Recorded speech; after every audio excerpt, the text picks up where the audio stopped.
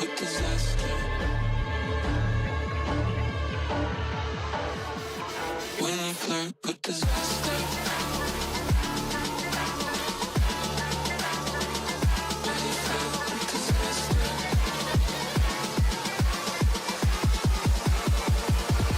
you flirt with disaster.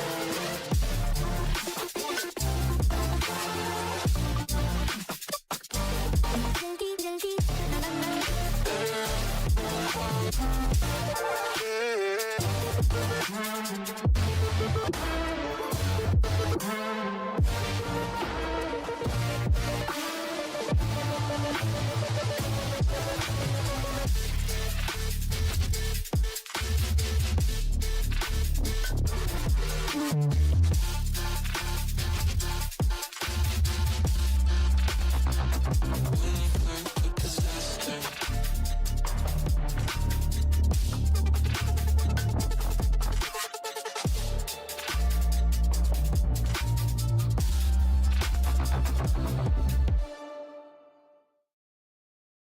This stream contains fast-flashing images that may affect viewers who are susceptible to photosensitive epilepsy and other photosensitivities.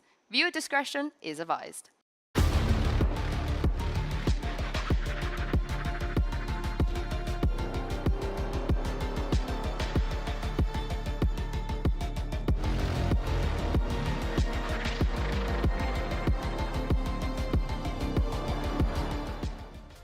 It's day 2 of Masters Toronto and the action is just getting started. We've got returning legends, brand new faces, and 4 more teams ready to take the stage. Hello everyone and welcome back to the NK Center here in Toronto, Canada. I am your host Yingsu and I'm joined on the desk by Ender and Mel. We received some big news last night, so I wanted to congratulate you as the MasterCard ambassador. Congratulate Mel for becoming the Red Bull athlete. Thank you. I was wondering, like, what announcement? I was like, oh yeah, you're talking about me. You're always on here glazing me, being so nice to me. I'm like not used to it. Yeah, what you got for me? You want to join in? You want to? Yeah. You know, what's next for you? HyperX, you got my number. Hey, right let's here. go. Yeah, hit him up, hit him up, hit him up.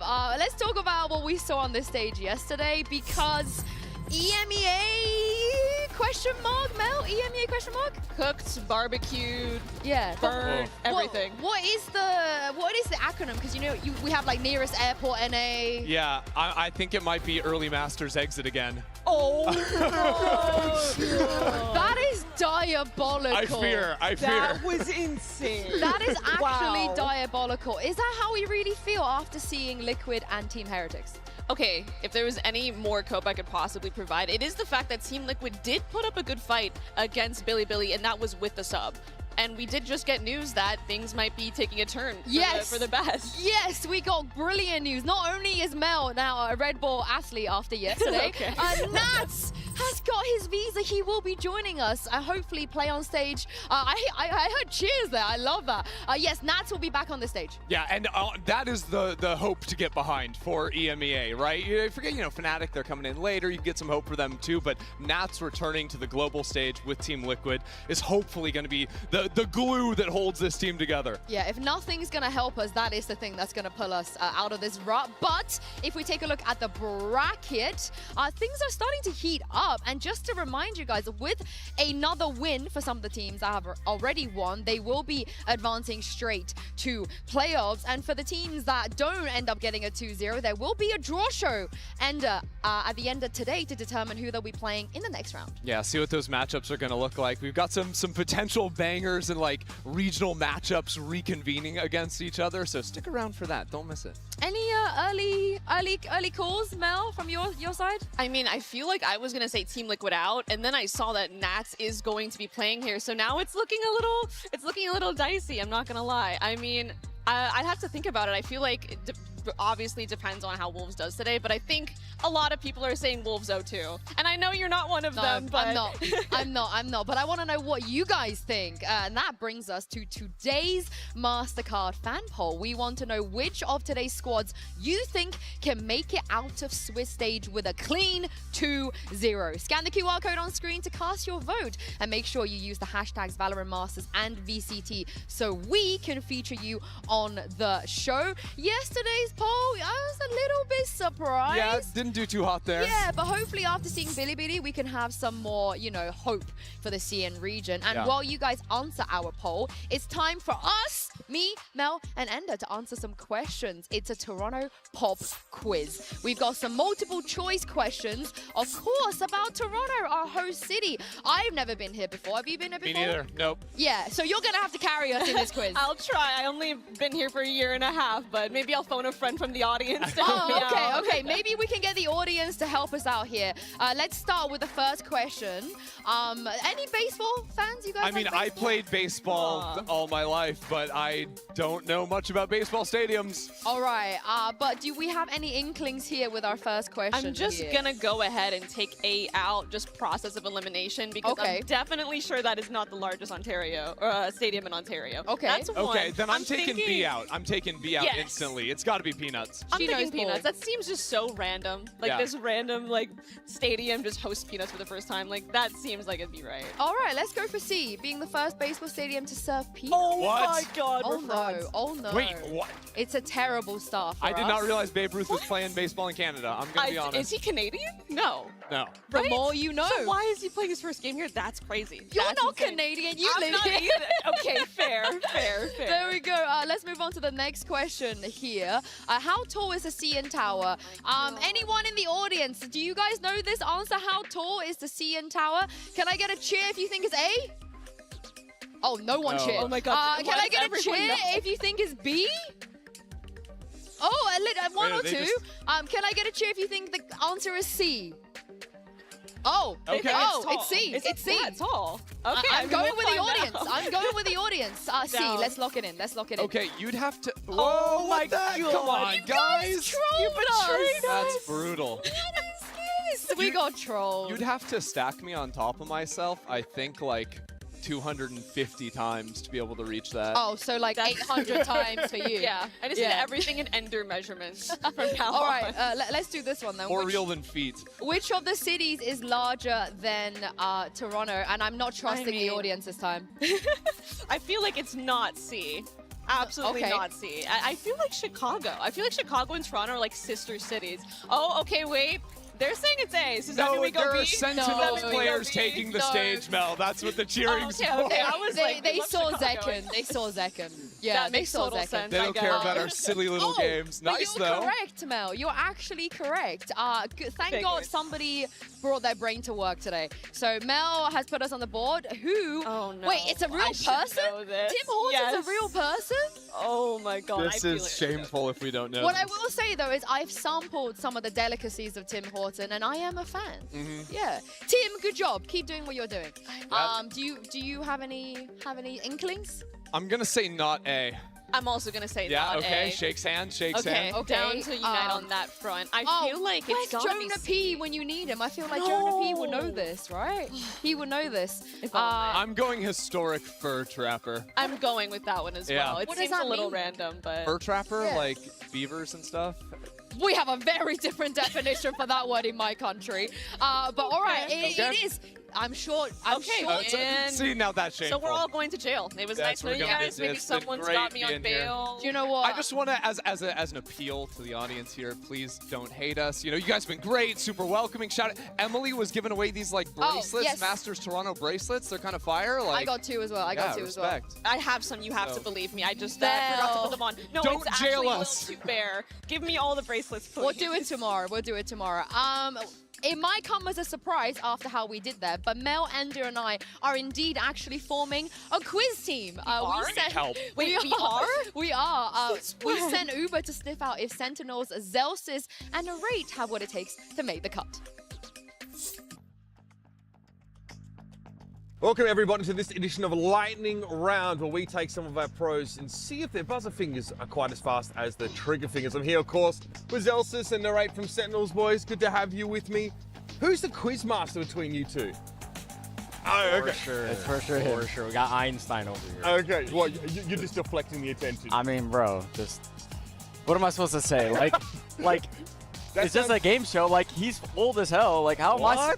Apparently, You're age, old. age correlates yeah. to like More knowledge. Like He's got more experience than me. experience, knowledge. How am I supposed to compete? All right, well, let's see. Let's see just how you go. So, you guys are going to buzz in when you have the answer. We're going to have 6 questions. You guys ready? Yep. Let's do it. Number 1. Who was the first player to win a global event MVP? Oh, I reckon you'll Tens. think it. Tens is right. You were joking beforehand. You should have just hit the button. We already knew. Yeah, wait. The setup for the first questions, it's always 10. Off camera, you were like, oh, I'm just going to answer 10 Yeah, it's straight always away. 10. All set up. Nicely done. All right, one to Jordan. Here we go. Name all 4 champions winning teams. I'll give that to you. okay. I heard that. I'll give that to you. Loud Ascend, EG, EDG. Easy. All right, we are tied up. Nicely done. All right. Number 3. Name at least 4 Masters locations. Jordan. Like current or Yeah, like in the Hey, past. I'm No, you're good. Bangkok, Yep. Toronto, Yep. Reykjavik. Yep. Oh shit. One more. Korea. That's wrong. That's wrong. You Okay. can give me 4. Toronto, Yep. Bangkok, Tokyo, Yep. and Madrid. Easy. Oh my god, it was Tokyo. Tokyo, Madrid. dude. You forgot Madrid. Oh my god, I forgot Madrid. You won it. I won. All right. I gave that to you. Okay, so 2 to Narrate. Let's keep moving. Who had the highest kill count in America's Stage 1? That's you. Oswas. No. God. Any thoughts? Leaf. Yeah, it's Leaf. Oh my God. G2's Leaf. You're I love homie. Leaf. I know. love Leaf. All right, let's move on. Question number 5, guys. Which region holds the record for the longest game? Just a region. APAC. No. EMEA. Correct. It was actually God. VBL versus, VBL versus Foot. Yes. 48 Told you, rounds. Einstein. Einstein over here. I watched it. All right, I mean, getting rolled, unfortunately. One more here, Jordan, to save you a little bit of face. Which teams playing in Toronto have never qualified for a global event before? To you, buddy. Z-Light Gaming. 2 teams, you said? Which? And RRQ. Which? There are more. Oh, okay. Team, RRQ, Yep. Z-Light Gaming, Wolves, Anyone from And- your region, maybe? MIBR. Correct. There we go. Why do you? Hey, that's cheating. Hey, half a point, half a point. Bro, you're well enough. That's the ahead last anyway. question. You won. Oh, I won. Yeah, you won. Hey, all right. Hey, So thank you. you are the quiz master, the Einstein. Yes, sir. You comfortable now wearing that moniker? Oh, You yeah. Introduce yourself. For is that sure. right? I mean, my competition is him, but like, it's fine. I'll take it. Listen, the old thing doesn't give me knowledge. It makes me senile. You know what I mean? Like I just forget things. There's a limit, right? There's a diminishing returns on it. Trust me, I can tell you guys that for real. Well, we've seen them compete amongst themselves. We're going to see them compete against the rest of the field out here at Masters Toronto. It's been Sentinels here with Lightning Round. Good luck with your games, guys. Hope to see you guys Thank you. dominate for Americas. I think Narrate did well enough to join our team. What do you think? Yeah, I mean, if it's Valorant questions, I feel like we would crush it, you know? But I'm hearing excuses here. I feel like he would have crushed the Toronto quiz as well. Yeah, maybe. Yeah. I don't know. He He's just on fire. seems like he knows things. He's like a 200 walking IQ. almanac or something. Yeah, he just knows what's up. Well, maybe we'll ask him after. But it is great to see SEN end up back on a global stage. Yeah, I mean, hopefully it'll be great this time, right? Like, Sentinel's journey has been really a roller coaster this year, right? Because back at Bangkok, they bombed out 0-2, and there were a lot of concerns for this squad heading into stage 1. The vibes look terrible if you were watching their sort of behind-the-scenes videos. Was Narrate going to find his confidence again? Was it all going to work out? And almost immediately, they seemed to lock in. They cruised through stage 1. They actually beat G2 in the upper bracket playoffs before ultimately falling to them in the finals, but I think they're back. That's the problem though, right, Mel? They should have come into this event as seed 1 after they took down G2. I agree, and I feel like Sentinels is a team though that's very hot or cold. It's kind of like what you were saying earlier, Ender. When they're hot, but when they're cold, it's like an unrecognizable team. And I'm sure that's something that if you were to ask Kaplan or anyone on that team, they would say the same thing. They're so hard on themselves and their tweets and their content that they would agree. And I feel like Sentinels is a team that really thrives off confidence as well. For and I sure. think that's going to be so important for them going into this event if they don't want to, if they want to completely avoid what happened at Bangkok? You know, it was interesting because I ran into Zelsis backstage before the game today. I was like, is it an easy 2-0? How's it going to be? And he said, no, like I'm coming in with a different mentality because during Bangkok, I came in, I said I was winning it all, you know, it was going to be easy, whatever. He's like, no, this time he's going to stay humble. He's going to take it one map at a time. So that's crazy. he's playing it a little bit calm at the start. Dude, you know what's funny is when we were watching just even the pop quiz, I'm so used to Zelsis like teasing his teammates and being like a bully jokingly. And even then, when Neri won, he started clapping. He was like, you win. It was like, I was like kind of taken aback. I'm like, this is not the Zelsis I know. So humble king now, I guess. We love a humble king, but if there is anyone Sentinels can rely on when things get hard, it's John QT. He spoke with Jen Lee ahead of today's match. Hello everyone, Jen Lee here with John QT. Now John, cool jersey by the way. Welcome to Masters. I want to talk about Wolves, you know, your opponents today. Now they kind of emerged as the dark horse of the SEN region, and I know you've done your homework, analyzed them, you studied their tendencies. What is your assessment of the Wolves? Yeah, they're definitely a dark horse team. I feel like they could upset a lot of teams, so we're definitely not underestimating them, but we're just making sure to play our game. At the end of the day, it's a new meta, and like there could be a lot of surprise, so we're just making sure to, if we play our game, we should be fine. Yeah. So no upsets from them today? No, no way. You heard the man. As long as John QT maybe doesn't stand up too prematurely, I think, you know, with the one, with the wagging with the one, I think they're going to be fine. And it also helps that Ender Zekken has been phenomenal in Americas. Yeah, I mean, Zekken has been completely unleashed during stage 1. I feel like he really stepped back into his own. I think he's just so effective at these early brawls that Sentinels are going for. Like him on both the Yoru and the Neon, he is super effective at just finding kills and reminding everyone about the Zekken that was on top of the world back in Madrid. Now, I've always called for Zekken's praises, and I think that's one thing to have his like mechanical prowess, that aggression, like you said, unwavering, but I've always hailed his praises as being such a complete player. He's such a cerebral duelist. I mean, anyone here is a SEN fan, which there's plenty of, I'm sure. There they are. Yeah. If you watch the comms videos, you know just how much this guy dictates some of their post plans and how vocal he is, and I think that is one of his greatest strengths going into this tournament. And the jersey looks great. Jen was right. Absolutely, It really it suits does. them. It really suits them. But there is a reason that, you know, they were already talking about potential upsets, taking their opponents seriously, showing them a lot of respect, because on the other side of this, they will be going up against a team that have never made it to a global event before, and one I think there is a danger, Mel, in underestimating. Absolutely. I mean, I think Zelsis said it himself as well. I think one thing is that it's kind of scary going to a team that feels like they have nothing to lose and they're just happy to be here. How many times have we heard a story of a team in this exact position who's just happy to be here, their first global debut, and they make a run? So it's really a lot on Sentinels here to shut them down, but a lot on Wolves to come in with good game plans and come in strong. It's interesting because Wolves have been up against tough competition all throughout stage 1. They were put into the same group with XLG and Bilibili Gaming, come out of that as the 3rd seed, right? So if you look at the standings there, they're not expected to make it out. There's a whole other group they have to get through, but regionally, they only lost to the 1 and 2 seeds out of China. So they are solidly the number 3 team coming in here and a force to be reckoned with. And in the past year, we've seen a lot of teams that have never made it before come in with such exciting rookies, you know, players you finding ranked demons, but I want everybody to know that some of the players on Wolves have been working to get here for years and years and years. You know, players like Sufat Bibi who was playing in the same Challengers League as Kong Kong back in 2021, 2022. Jetmain never had an opportunity for a global stage. Role swap to IGL, grinding his ass off just for this opportunity, and they finally made it here. And if they were to upset Sentinels, Ender, I think this would be the craziest Cinderella story after just day 2 of Masters. Yeah, I mean, that would just shock the world, right? Like, Wolves, relative unknown to majority of the world coming into this tournament before this event, instantly they would put themselves on the map and be serious threats, because I think a lot of people are looking at the Sentinels team and what they were able to do domestically up versus G2 and saying they could go real deep in this tourney.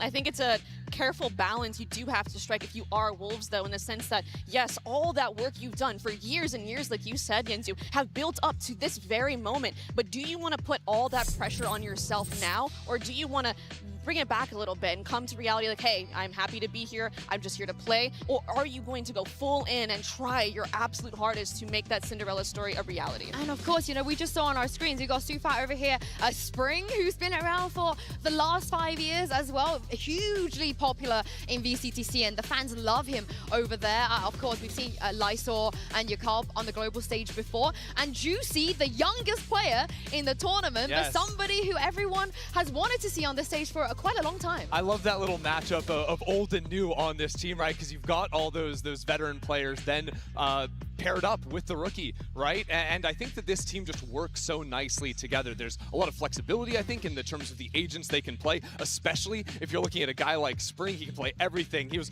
role swapping back and forth with Juicy throughout stage one, whether it was Duelist or Smokes. Now he seems a little bit more locked in on the Smoke side. But what that means for him is he is always alive deep in rounds for the clutches and so often pulling those rounds through. Yeah, and look at this quote here from Sufat Baby saying, "Dreams do come true. I'm heading to VCT Masters after over 7 years. Wow. Do you have any idea what I've been through in these past 7 years?"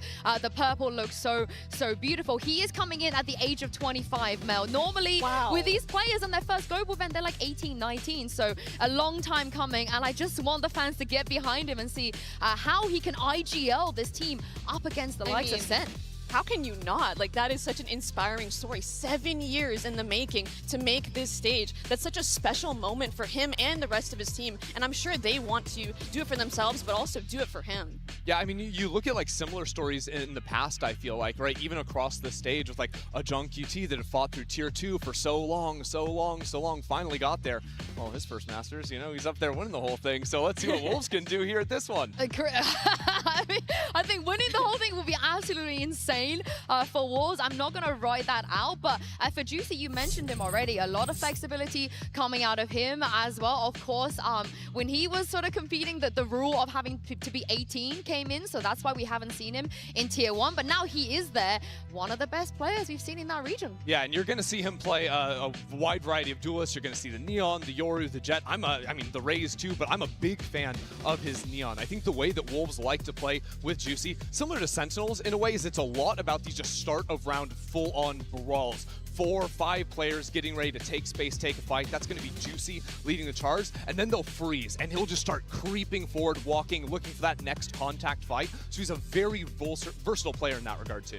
It sounds like from the past like 24 hours, it seems you are quite neon pilled, Ender, and I mess with you so much for that. And I love it as a viewer. I love it as someone who plays on a team with someone who's also an insane neon player. Having that explosive player, it puts so much pressure, in this case on Sentinels, to shut down those early fights and to win those engagements, because it can spiral out very easily. Yeah, that head-to-head is going to be very interesting. Earlier, you guys saw Zelsus and the Raid try out for our quiz team. We also put Juicy and Sufat BB to the test with a game of over and under, and this is how they did.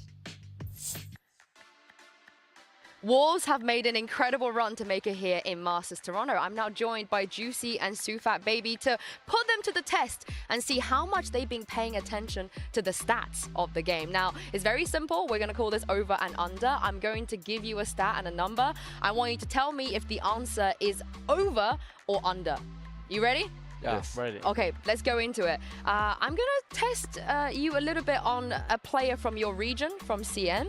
Do you think Coconut's ACS is over 180 or under 180? You've played against Coconut. Yeah. So, you both said over. Why? I think he's really good now, and they won first place, and I'm pretty sure his ACS was 200 plus. 200 plus? Yeah. You agree? I saw him play. He clutched a lot, so I think he's over. Oh, you really know your opponent. It's under. You got it wrong. It's actually, you're so surprised. It's actually 176, so only a little bit under 180. Oh, I like the respect that you showed for Coconut, though. Next one, it is going to be about you, Sufat. Okay. Is your win percentage on Tejo over or under 50%? I say under. No, I think it's over. Okay, you said under. Why? I think because I'm pretty sure we lost like a lot of maps in our split. I don't think our win percentage would be over 50%. Oh, I see. You're thinking about the overall, but you're confident. You were playing the Tejo. Yeah, So. because we win a lot of game in regular season and playoff, and then I remember I play a lot Heaven, and then Fracture, and then Lotus. So it's over. You have the reps, you have the experience. I but have confidence too. confidence? Unfortunately, Juicy was correct on this one. But it's only a tiny bit under 50. It's 47. 47. You know? Are we gonna see your Tejo this tournament? You think there's a chance? Maybe, I don't know. Let's see. We know we're not gonna see this. No. I'm not gonna play Tejo. That's a good choice. That's a good choice. Now, coming into this tournament, it's your first global event. So I want to ask you, do you think over or under that 20 players are making their debut at Masters Toronto? Because if you count the two of you, you know, there's at least 2 making a debut. So more than 20 or less than 20? 20 what? Sorry. More than 20 players making their Players. debut. I think over. Yeah, I think it's over. Oh, how many over you think? Just like a a few. lot over? Just No, a few? just a few. Okay, why? Because, like, Are you counting the players in your head? yeah, we have XLG. Yeah. That's 5 right there. Our team has 3. BLG has like 1 or 2. Mm-hmm. That's like already 10. You're doing the math. Yeah. You're doing the math. So like compared to all the other regions, I'm pretty sure there's a lot more. Okay, you guys you've done very well there. It's 21, so it was over. Congratulations Okay, on that. fist bump, Josie. Yeah. You can actually finish this on a high, okay? This is about you two. This is exclusively about Juicy and Sufat. If you add the number of officials that you've both played together, so the combined number of VCT officials, is it over or under 150? It's over. I think it's over. Over. But I want to guess if you can actually, I want to ask if you can actually get your number. This would be very impressive if you know this number. The 2 of us combined, No, just individually. individual. 180, 180. I think about 160. Oh my goodness. I mean, you were correct. It is over. But combined is 171 combined, you two. So Juicy, you've played 82 VCT matches, and Sufat, you've played 89. So I am so happy that you guys made it to Toronto. You know, after all these years of trying, we get to see you on the global stage. So thank you very much for joining me, and Thank best of luck you. in your games. Yeah, Thank you. Thank you. That's a lot of officials before you get to be on a global stage, which means that Mel, they have the experience, and it's just going to be about how they perform and not letting the pressure get to them today. I think that is the biggest part, honestly. Just making sure, like we were saying earlier, just making sure you keep a cool head and you don't think too much about the result. Just think about really what you're playing and what's on your game, really. And I think SEN, actually, ironically, is probably doing the same thing. Agreed. Now, we've got Narray on our quiz team already. Are we taking Juicy? I feel like Juicy did quite well there. I'll take Juicy. Yeah? We can start a Valorant team at this point. Honestly, kick me out of the team. I'll coach and we'll bring them both. Oh, yeah, but you retired. Yeah. I'll come back. I'll You come come back to back out of coaching. retirement to Yeah. coach us? Okay, I'm down. That means we're missing one more person. So if any Val pros out there that want to join our team, let us know. But during today's matches, we're adding a little extra something and playing a game of Masters Bingo. Make sure you guys at home and all the watch partiers play along with us as well. My eyes instantly go to the 3rd row on the right, Mel, because there is no way in hell Texture's getting an ace today. No, that guy is cursed. I don't know what happened. I don't know who put it on him, but there is a curse on Texture. I'm sorry. I appreciate Bingo. What you guys say? Nah, Celsius is hyping the crowd to the maximum right now, walking off the stage, getting ready to take it again. Did I miss a Celsius twerk? Oh yeah, I think there was some barking going on down there. It was wild. I missed a Celsius love to twerk. see it. You love to see the All fans right, getting hyped. when he walks out, he better deliver something good. Do you reckon it's a Cuba walk out today? I mean, Cubert's always Cuba's got to be coming with out. the team. Yeah, he's the 6th man. You don't understand. Sentinels don't play with 5. They play with 6. I wish Kaplan would respect Cuba a little bit more, you know? Treat him a little bit better. Well, I'd he should agree. be better at his I'd job agree. then.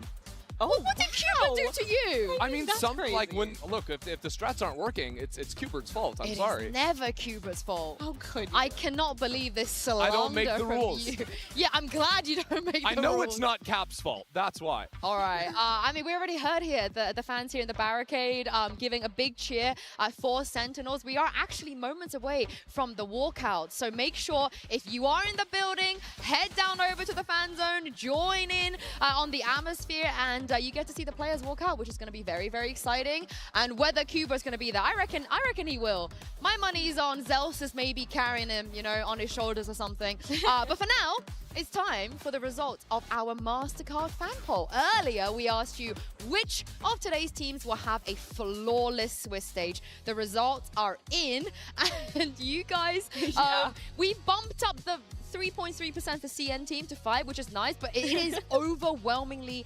Sentinels. Mel, Yeah, what a shock. Would you agree with this? Absolutely. I mean, can you really be too shocked here? It is very much on Sentinels to take this win today. They're definitely the overdog, so can't be too surprised, but would look a little ugly if they were to lose, I guess. And before we went live, Endo was doing some crowd work. I saw you turn around and start going Sen City, you know, to the fans. So I'm telling you, I'm seeing more than 52% of people wearing Sentinels jerseys. Thank you, Yinzu, hold for on. making the change. Am oh my god. Okay, I just want to say I've seen this film before. Sentinels versus EDG at Champs. I was the only person to Oh predict my. EDG on the talent team. And do you guys remember how that went?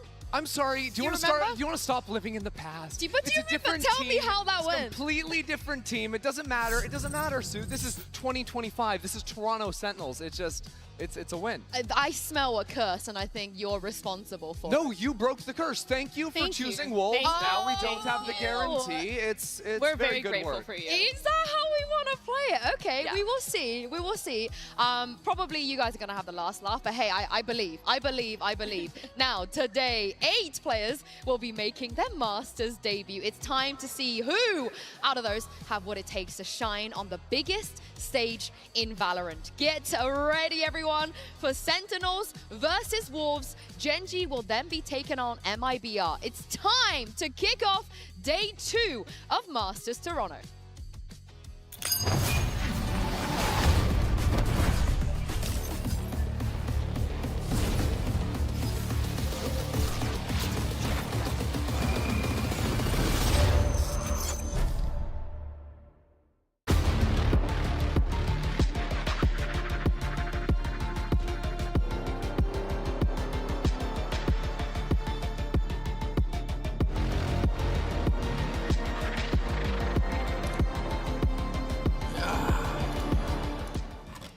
Which team will rise up to the occasion to become the next Masters?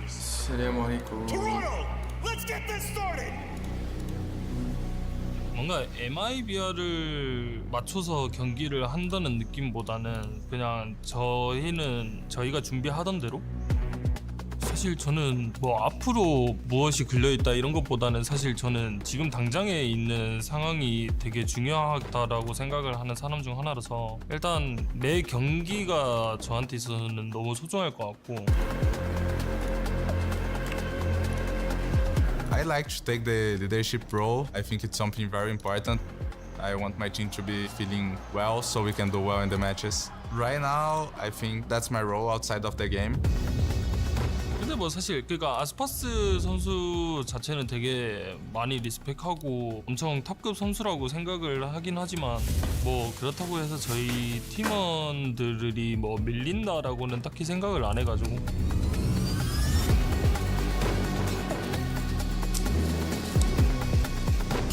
Both teams are thinking the same thing.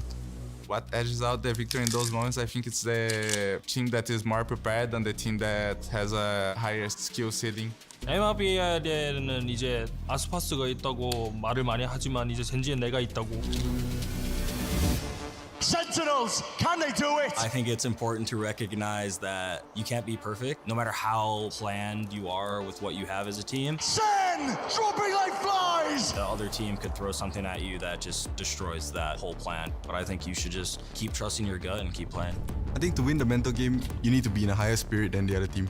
Be calm, take a deep breath, and then just play like it's a normal day. If you yourself can't find your footing, definitely your team still can. My specialty is like psychologically getting in their head. The only team I'm worried about is G2. The rest are dog shit. So. There's so many teams that I'll just like mess with off stage before we even get on stage, and then they're nervous or they're overthinking. Zelsis is always shouting. What are you guys doing? Let's say you're losing and you're getting shouted at, it's definitely gonna affect you. The mental game is always one when you have no mental. Sentinels will do a lot of talking, but I'll just let my gun on the server do the work.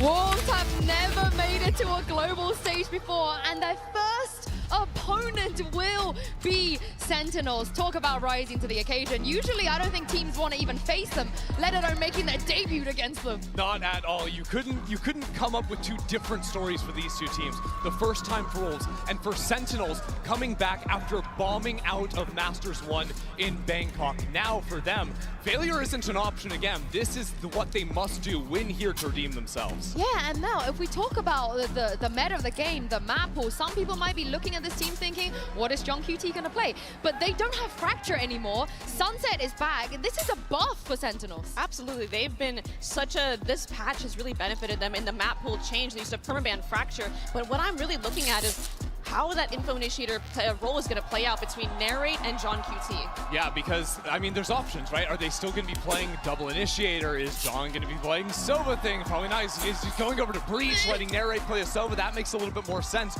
Or do we see Sentinels go back into playing double Senti ideas? That's definitely an option on a lot of maps. Was giving it back to Zelsis.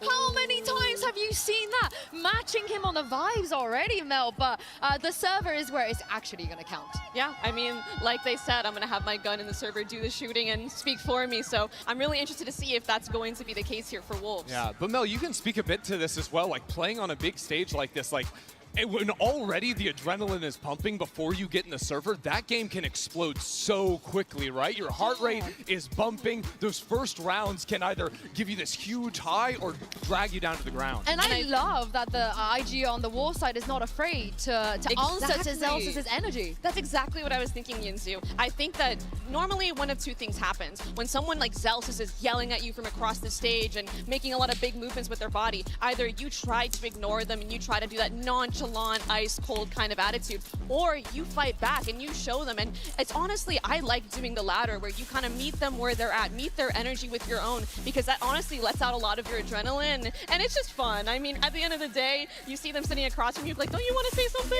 Yeah, I love that. I love that. But looking at the map pool here, I don't think many people would have expected this insta sunset ban. No, wow. Getting rid of that one, even though Sentinels have played that map quite a bit in the past, I'm also a little surprised seeing Wolves going over onto Split. This is a map that historically has looked very good for Sentinels. Back when they won Masters Madrid, Split was their bread and butter. But their Split looks a lot different these days. They've only been running the tail on that. No Sentinel. So they have to come up with something new here for their first showing in Toronto.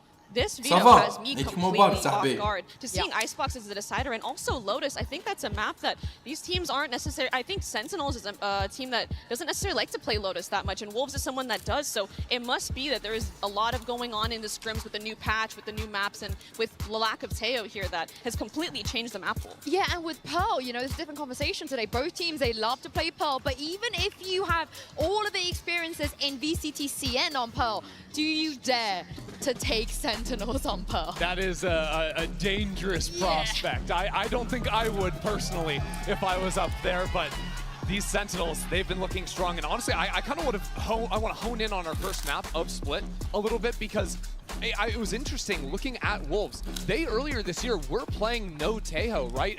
Initially, right? Taeho was a little bit late to come into China, so they were playing some double Senti ideas. As a matter of fact, they're playing Cypher plus Buys on the map with Solo Sky as an option. Now, I'm not a huge fan of the Solo Sky, but there are some tapes that you could go back to for them to come up with a plan on Split. Yeah, I can see that. Yeah, I can see that because I'm thinking either they go Sky, or a lot of teams prominently have been playing Fade as well here. And I think that can work really well with double Sensi with the Haunt coming in. I mean, we saw it in APAC as well, how much value that Haunt gets on the A site. I can see it going either way for the Initiator. Especially if you are running something, instead of like a Raze on that map, you're going to play a Yoru, for example. You still have some flashes to play. A Vise, if they wanted to go into that too. You can find options to give yourself flashes that aren't just in a Sky or a Breach slot that's so common on the map. I mean, for Sentinels, they are also very familiar with how Sky works on Split. People have this the recency bias of, you know, these NA teams are going to struggle because the Yoru Techo Breach was a crutch, but are they forgetting what SEN used to do on Split? Exactly right, because I think Sentinels play very distinct styles. So when you compare 2024 to 2025, right? In 2024, it was a lot of like double smokes plus Sentinel, like the Viper was getting played a lot. It was all about controlling the map, slow, using a lot of these smokes. With John QT's role swap into 25, they switched over to playing double Initiator on a lot of maps. John QT was playing Initiator too, so it was much more about side execs, a lot more micro of their plays instead of calling the slow macro style. And I think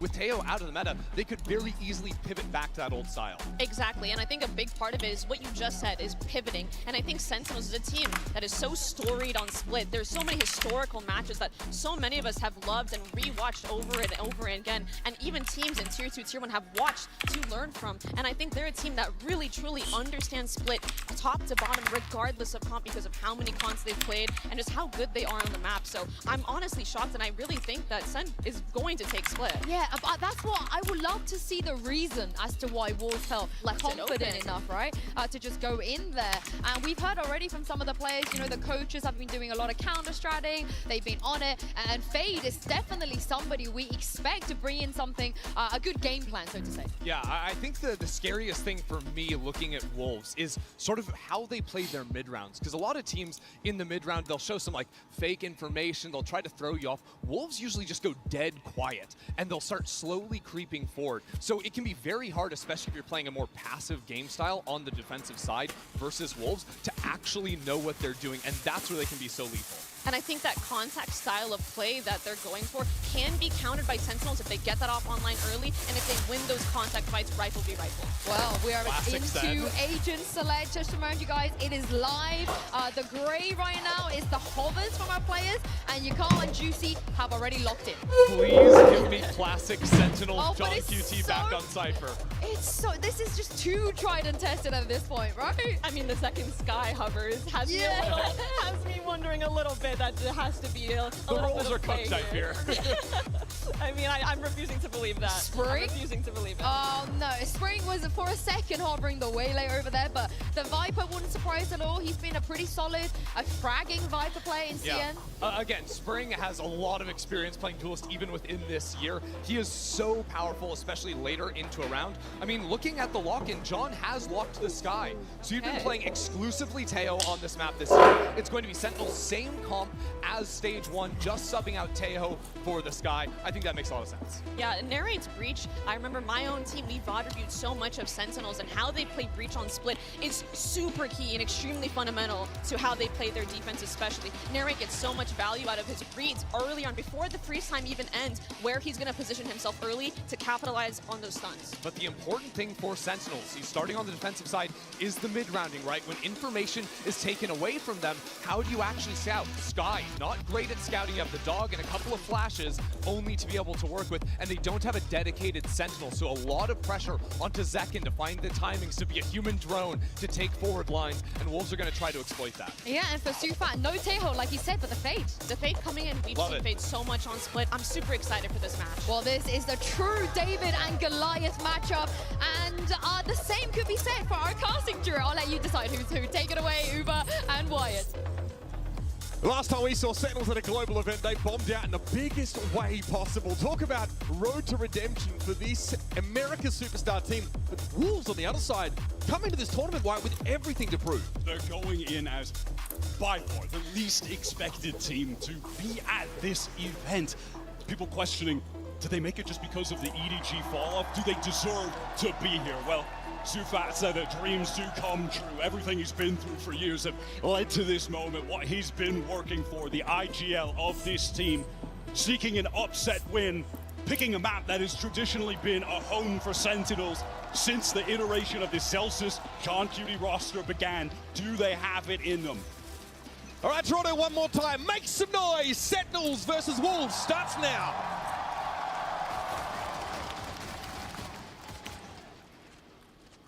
Sense that on defense side here on the pistol, and already Zekin's looking to take a decent amount of real estate here on that B side of the map. Gate crash across the map that will allow for a quick rotate.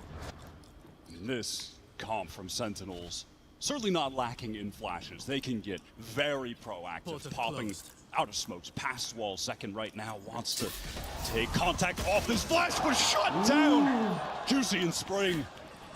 Flash was good. Can't complain about it. Wolves were ready to take the fight there.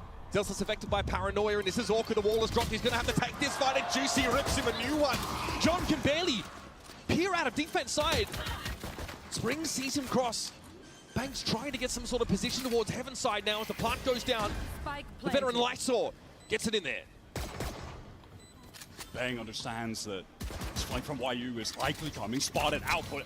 Now this Cypher just needs to stay alive, bide some time, distract them. Fair enough.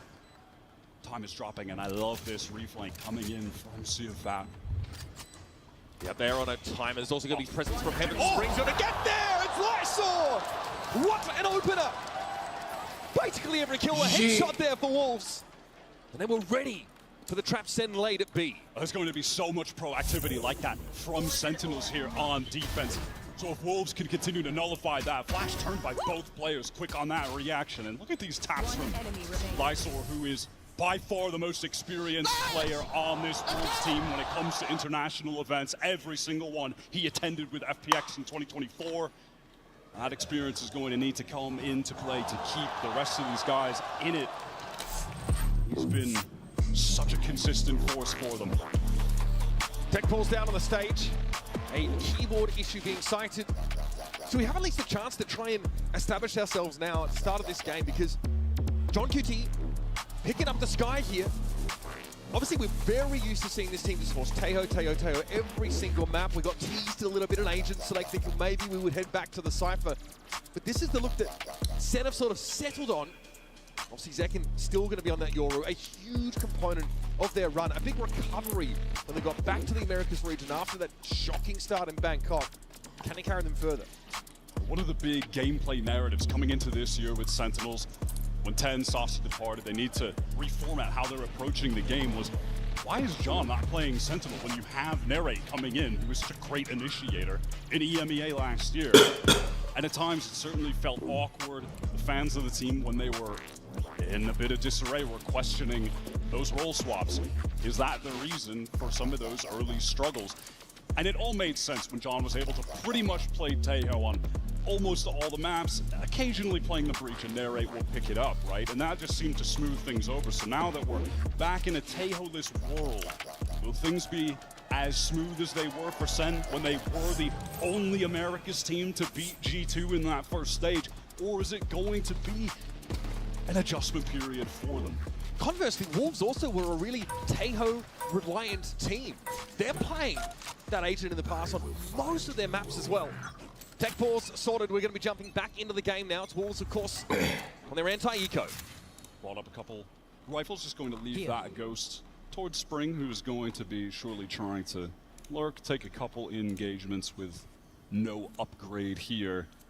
Look at this from Wolves. This is really, right now, telling the story of what they know they're up against. At any moment, there could be multiple flashes with a fault line coming right at them, especially on an eco round.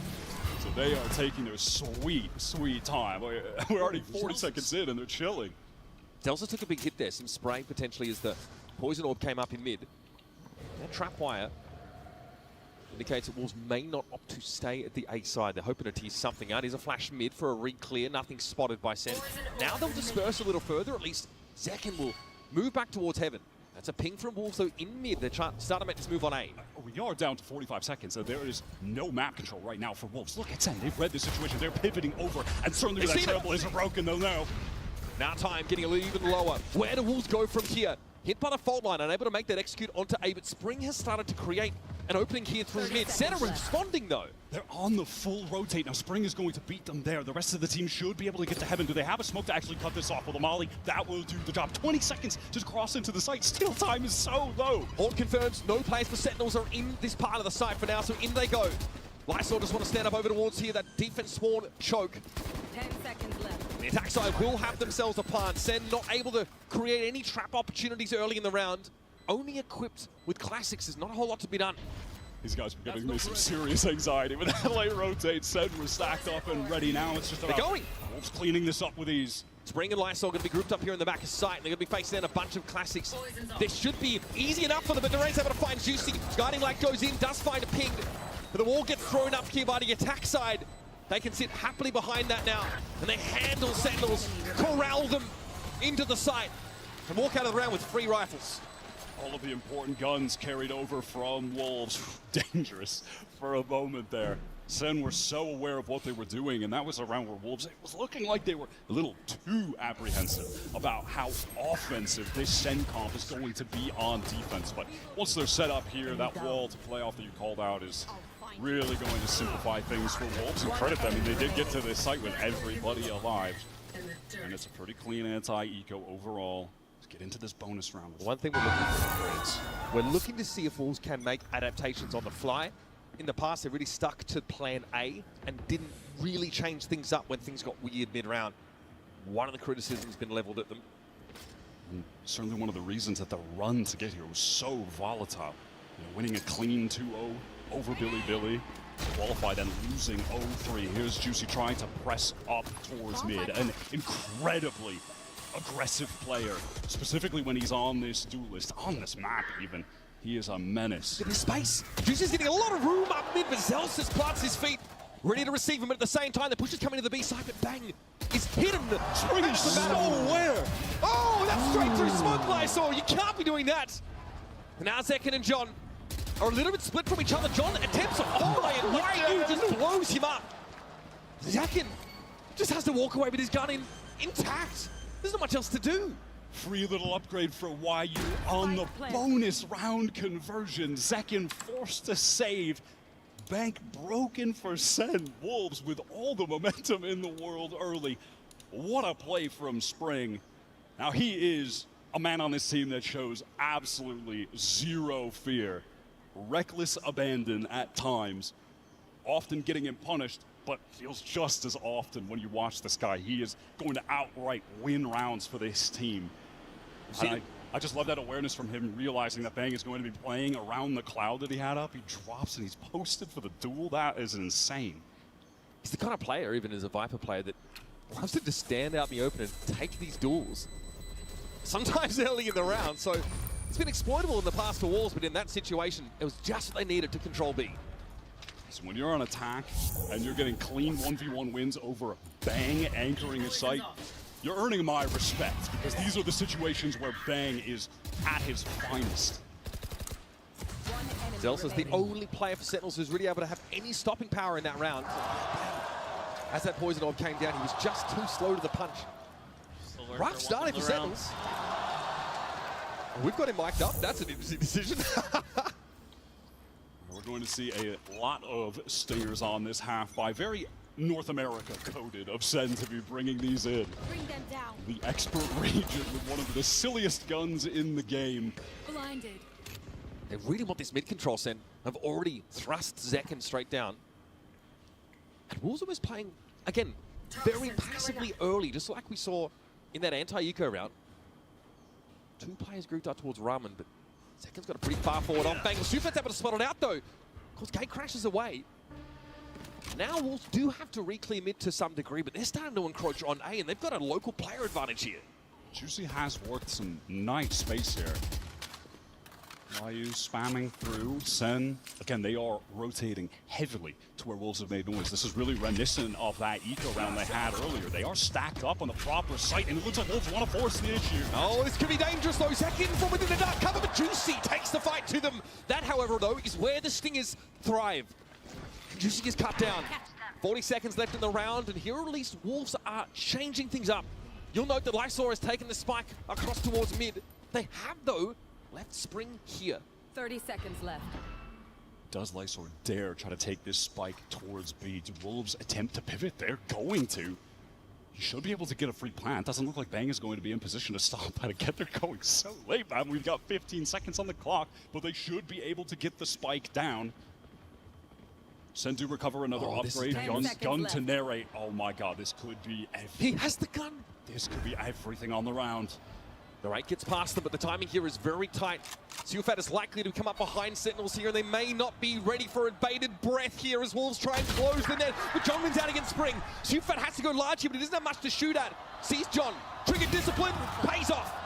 Now he's got that heaven control. Sentinels are starting to filter out onto the site. Lysor waiting. Dark cover blooms. He'll see it all here and brings Zelsis to heal. The shot through the smoke might be too much in the hand of a Siufat from the rafters. Can finish the job. Whoa. That's 4 for the fade and 4 for Wolves. The IGL of Wolves. Speaking of how much this tournament meant to him, comes up in a crucial round where SEN could have halted the momentum they've got from winning that bonus on the prior. The patience here. Beautiful flank, and then able to just snap onto the remaining Sentinel players while they were distracted by Lysor in the site. 3v4, 1 out. A couple rounds where SEN have to read on what Wolves are doing, putting them in a horrendous time situation, but they are still able to win it out. Now those Sentinels do have their rifles back to hand. Okay, second. Coming off second best in that early encounter. Spring always up for a fight. He will not shy away from taking a duel like that. Wolves are getting some space up here towards mid. Last time when this was the case, we saw Juicy just double satchel straight into heaven, and the rest of his team got caught off by Amali. Sometimes situations like that were their undoing in the qualifying run. Spring with the adjustment. His aim is sick. And that was after. Second pulled back from mid, so now Sentinels do not have information about that part of the map. They've got no idea that Wolves have concentrated their players towards his A side. Bang's about to get awful busy. The highest ACS and KPR controller in America's playoffs. A real standout player is about to have his hands very full. He'll spray through. Siufat feels the burn.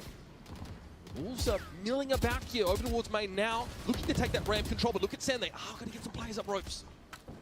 3 players potentially fire for SEN. Juicy going to cross. Second a bit too far, or John rather, with that trailblazer. Zelsis, does he have an opportunity to get up the rope? No, he's just feeling the danger, the pressure. Bang is going to have to at least get 1 here. Oh, the timing! Only 2, what a thought line! Oh. Perfect setup, and Bang brings the house down. GG Bang! Really needed that. The stun from Narrate was perfect, made it absolutely effortless for one of the best anchor defensive.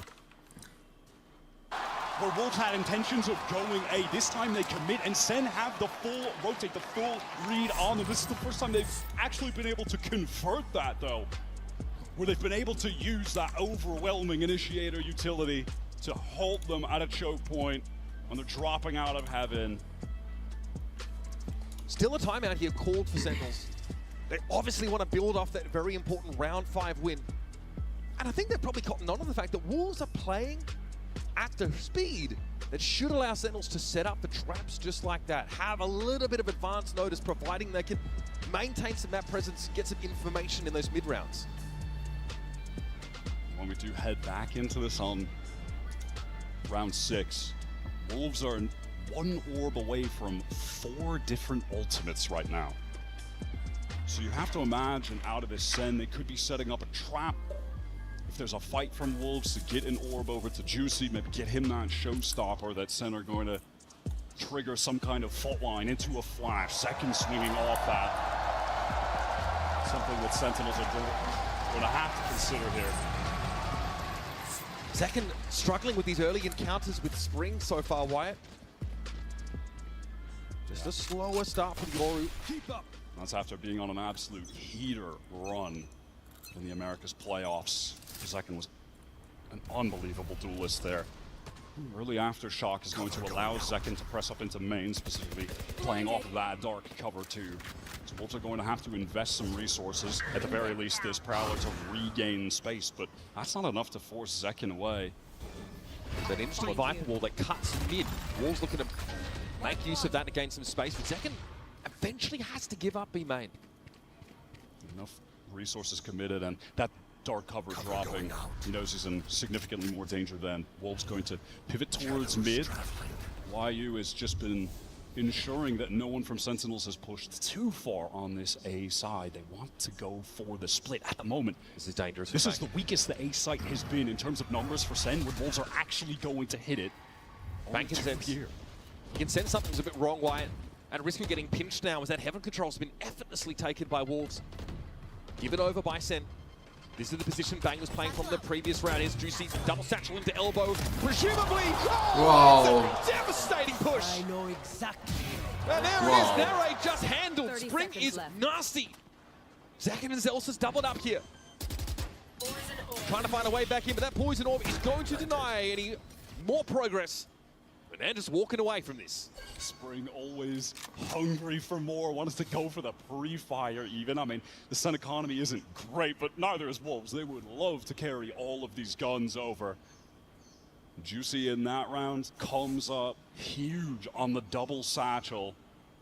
John just not prepared for him to go through elbow, through the molly that was thrown down on the ground.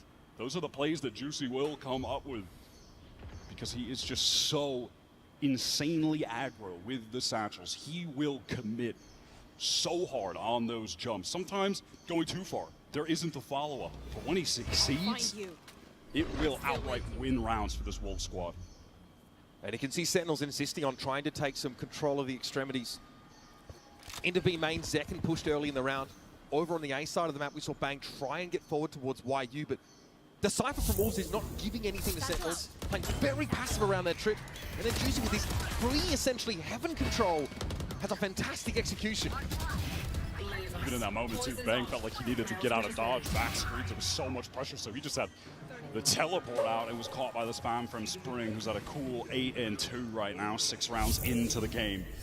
And getting pivotal first bloods. Some nice multi-kills as well. Same as previously. Aftershock dark cover just to take that B main control initially. Zekin, though, has been moved to A. The importance of this round for Sen cannot be understated. This is their economy on the line. You're going to assume they'll probably be using the Seekers at some point to win this out if they can. This would be worth 2 for Wolves.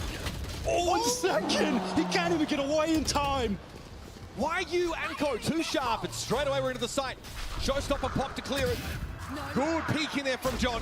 Gets down Ramson, at least extracts Spring. A big issue for Sen so far, but Juicy's playing up close here, and Narrate cannot win the fight against Silfat. John wants to get there. Oh, they're waiting for him. Juicy sat there and tells us down to a boombot. Okay. 1v2. It's on Bang. It's doable. Fake TP now. Try and pull the wool over Wolves' eyes, but they're looking for him. YU with the cam, that has to be cleared. That's going to give away Bang's position. Crucial for Wolves. They can double up, try to face this elbow. On the angle, it would be Sufat taking a solo fight. And Bang just gets ahead of it. He says, "You're not coming to me? I guess I'm coming to you." 5 bullets in the chamber and he wins it out. Well, that one could have gone either way. That's got Jordan on his feet. Some confidence maybe for Sen now. Must win round. Economy was hanging in the balance. Imagine Wolves win that round more through. They get to 7 already on split attack. Major deficit that Sen would have had to overcome. Zekin is just, wow. He's in disbelief at how quick that was. It's a tight angle to be fair. What's else to say here? Falling the wrong way of the boom bot. You can see Sen there, we're trying to flood back in again. That should be their forte with this comp. They have so many flashes to get out through the smokes, but Wolves have fantastic positioning to deny the players like John, who's pooling out of heaven. Viper's pit towards mid. Sen have really given up this part of the map in the last couple of rounds. This time, though, they staked their claim. Not again. Zelsa's having to play through that part of the map with the judge. Bang has the gap in the poison orb here, but Spring is very much aware of it. Damn, tears strips off him. He's so good, man. Spring is a menace right now. But now a break in the action as Wolves look to concentrate over towards this A side of the map where it's really only John in attendance. Yeah, currently just Jiggle peeking. I saw it. They're going to send out that flash, perhaps for additional info, but no, isn't going to do so. Just wants to play off Narrate, who's now jump spotting the cross. John here with a bit of spray. Lysor takes a glancing blow. Okay, looks like that fault line does connect. Slows Wolves up further again. We're heading to the 30-second mark in the round, but they begin to have it once more. The timing! John! At least he's was himself stunned. He's got to fight his way to the corner, but he can't. Caught by the C's. Narrate, though, plants his feet. Sees the double swing coming in, but he's good. Spike down A. Hanasiufat stuck in screens. Spike too far away to recover. SEN looking like they can carry 3 rifles out of the round. Bang won't give him more than that. Wolves, they bleed the clock a lot. 30-second mark, they go for it and they fizzle as they try and hit A. SEN again, they're able to get 3 players over to that A site in time. Juicy gets a lovely first kill onto Zekin. I think that was John got one while still in up. Yeah, he does. That is so important from John. After getting self-stunned by the close-range Trailblazer. Look there then, that is a beautiful little transfer. Lysor tries to double swing. That puts a Rolling Thunder online here for Sentinels. Now last round they had the Vipers pick to take that mid control. This time, not an option. Second's actually picked up the Outlaw into this round. Multiple players that could be one shot. Horn cleared as the poison orb blooming in mid. And this time it's actually Bang who's up really deep in B main. Typically it has been Zekin. Zilfet's down to 10. He took a hit from that Outlaw. Zelson's backs away into ropes. You can see Zekin now has found himself elsewhere. This is hot heavy stuff through mid and Juicy's able to bring Zelson's down. What a double swing. That was excellent from Wolves. Now I see a push here out of B main. But Spring is playing so passively, so safe, and Bang can't get a look at him. Instead, tries to sneak up and has an off-angle to play with now. He's into Ramen. Oh, a little bit of damage. Ryu, but I mean, ambitious to be fighting that with the classic brother. Wolves have gotten their way into the B site, though, knowing it's vacant due to Bang having pushed out the other player going down. John concerned, clearing out heaven. Try from Lysor, but center good for 2. Everything on the very low HP Sufat. Scrappy round, considering Wolves didn't really have a full buy to work with. Sufat with 10 health. You can't believe it. Red Bull clutch. Impossible. GG clutch, bro. Oh, la la la la la la. Just the sheriff. The trade wasn't fast enough from SEN. They cannot be losing that. He took an Outlaw hit at the start of the round. With the sheriff, he proves that the town ain't big enough for the 2 of them. Or 3 in that case. Unbelievable. It's barely checked for. He ate that Outlaw shot earlier. One of the only players that actually had full armor. I think there were 2 for Wolves. Yeah, that's a stand-up. That's a stand-up. Even the little bicep flex. Did you see me a gym roll? No, that was Forsaken. Down there. Forsaken. That boy's looking shredded, not gonna lie. I mean, you have got to call your timeout here. This is the second Sentinels timeout for the map. Called in round number 10. Kaplan very adamantly trying to assert himself here. As that really should have been a SEN round, dead to rights. Clutch! In the dream, bro. It really comes to shine on a stage like this one, Wyatt. Nobody could have seen that coming. Wolves were doing a great job controlling the map early, but Bang, heroic again in that round. He gets that trade on the Spring, catches out YU, who's playing from sewer, then they get in 3v3, they trade things down. There's just no way they should lose that. There's just no way. Sufat is on one at the moment, and this is just an aspect of Wolves. They are volatile, but when these players are hitting on the same day, they have shooters. They are so dangerous. But when things are going wrong, they're disjointed, they just look like a totally different team. You didn't know which one you're gonna get, but we got Wolves at their finest to open up this game. Spring actually wants to challenge the smoke here. It's playing off that wall. Earlier was very passive when this dark cover was up. He has to suspect that maybe the Ori's got tucked there in B main.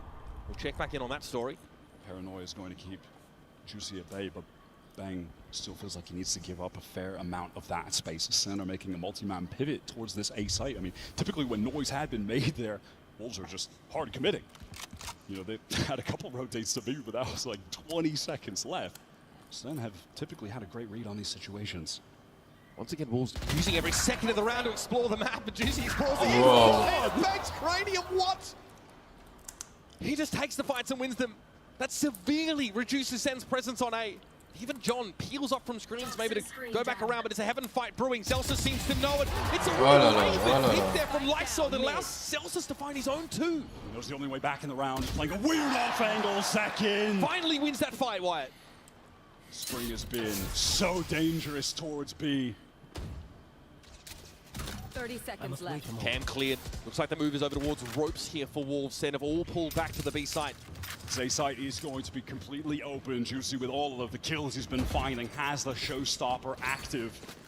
That could be the crux of a round win. In fact, look at his position. He's pushing all the way through screens right now. He wants to take an early fight. This dimensional shift. That's going to spot him out. I mean, this is a must win right now for SEN. Look at their economy. Has to be committed. Juicy can't. Huge, bro. But out, but the dimensional drift comes second. He is handled. YU is ready for the clone. Here's the double swing now through elbow. He's low. Huge race. What the fuck? By Sentinels. Gets him within a 2-round striking distance. Boy, they've had to fight tooth and nail. Why he didn't use, bro? One of these rounds. علاش ما قلتاش؟ Simply the hero of this round. yeah. Juicy winning 2 isolated 1v1s. And Zelsis knows someone has to be the guy to save this round. I might as well do it. I'm just gonna play a weird off angle when they push up into heaven. I just have to get a multiple. That's the only way back in, and he pulls it off. Round 11 coming at you. That showstopper still there for Juicy. Rolling Thunder for Narrate. Hell of a lot of ults right now for Wolves. They've got that showstopper to get into a site or even one away from the Nightfall and then throw down that pit to close things out in the post plant. Narrate here just going to play up that fault line in case there's a faster hit in towards B main. Oh, Spring caught. Second sees it. Nice little 1-2 punch, but quickly Juicy activates over at the A side, and John QT is blown to smithereens. Bang was hoping to find Sufat there, but the Crowler comes out instead. And Lysol is a little bit out of steam. He is so overextended and caught. If Sufat can get this spike down, he's going to have the Nightfall. That could be enough to turn the tide, despite being at a man disadvantage right now for Wolves. Neural theft there for YU. Gatecrest sent across to the A site now. It's going to be Juicy sat in elbow. They have slowed things down, not trying to commit to the plant at the moment. What is the plan supposed to be? Sufan obviously spike carrier. He's inching forward. This has been enough time for Narrate's fault line to actually cycle back up. So when the spike does eventually get tapped, there's even more util for SEN to flood in off of. Okay, I think SEN still confirmed though that Wolves are staying here. Is the Rolling Thunder. This could get ugly. YU on Rafter finds one, but second trades it instantly. Cancel from the shadow. No! They're not checking it. Bang's having a salvage now for the 1 versus 1. No plant yet. He's caught with a use out. GG. There's just no way they should be winning this round. There's just no way. SEN man advantage, massive util advantage. Wolves slow down the game. Less time when they actually have to get the spike down, where SEN can exploit that by flooding in, pressuring so hard. They just don't check that corner. They don't think he can be tucked. I definitely think there's some overheating going on in the SEN camp now, and there's no more opportunities for Kaplan to intercede. That looks like a bit of frustration coming out from Narrate late in this half. Attempt. Bang goes to take that 1 versus 1. Look at the buy now from SEN, their last chance to get around on split defense. Only 4 to their name before the side swap. And this time there's a lot more presence in B main. Zekinen had to be ready in the double swing, catches him off guard. Narrate peels off the line, doesn't want to handle it. Wolves, in this round, they say, all right, Spring, you're starting to have a little trouble. Let's get you some backup, stack up with multiple players. This time, we're going to overwhelm SEN. who have been happy to fight for that space to find the opening pick. Love that decision from Wolves. Bang is tentatively looking to retake this ropes position. All of SEN are grouped up. 3 down mid. The Wolves are pretty diligently trying to clear their way into B, but this will take some time. This will buy some time for the flanking troop of Sentinels to wrap around. It's being watched for by YU though. Better weapon. No stingers are not going to hit hard enough at that range. Now the Nightfall over to the B site. Nobody here for SEN. They've all peeled off. There's more on the flank. YU checking for it with the camera. Sees it all. Paranoia comes in but only catches onto the Cypher. There's a real fight here in B main. And Wolves slap Sentinels down. Narrator's had to jump into the pit. No other choice for it. He gets rid of it though with Spring falling. That's the Viper out of the way. Now Narrate can heal back up, but Juicy's waiting for him. It's a 8-4 half here. Wolves introducing SEN to that Chinese Valorant in the most brutal way possible. They are being outshot. The mechanics right now are just simply better for Wolves. Spring, dominant. Juicy's entry is incredible. All right, we're going to do a break, folks. When we come back, more of split in this game between SEN and Wolves after this.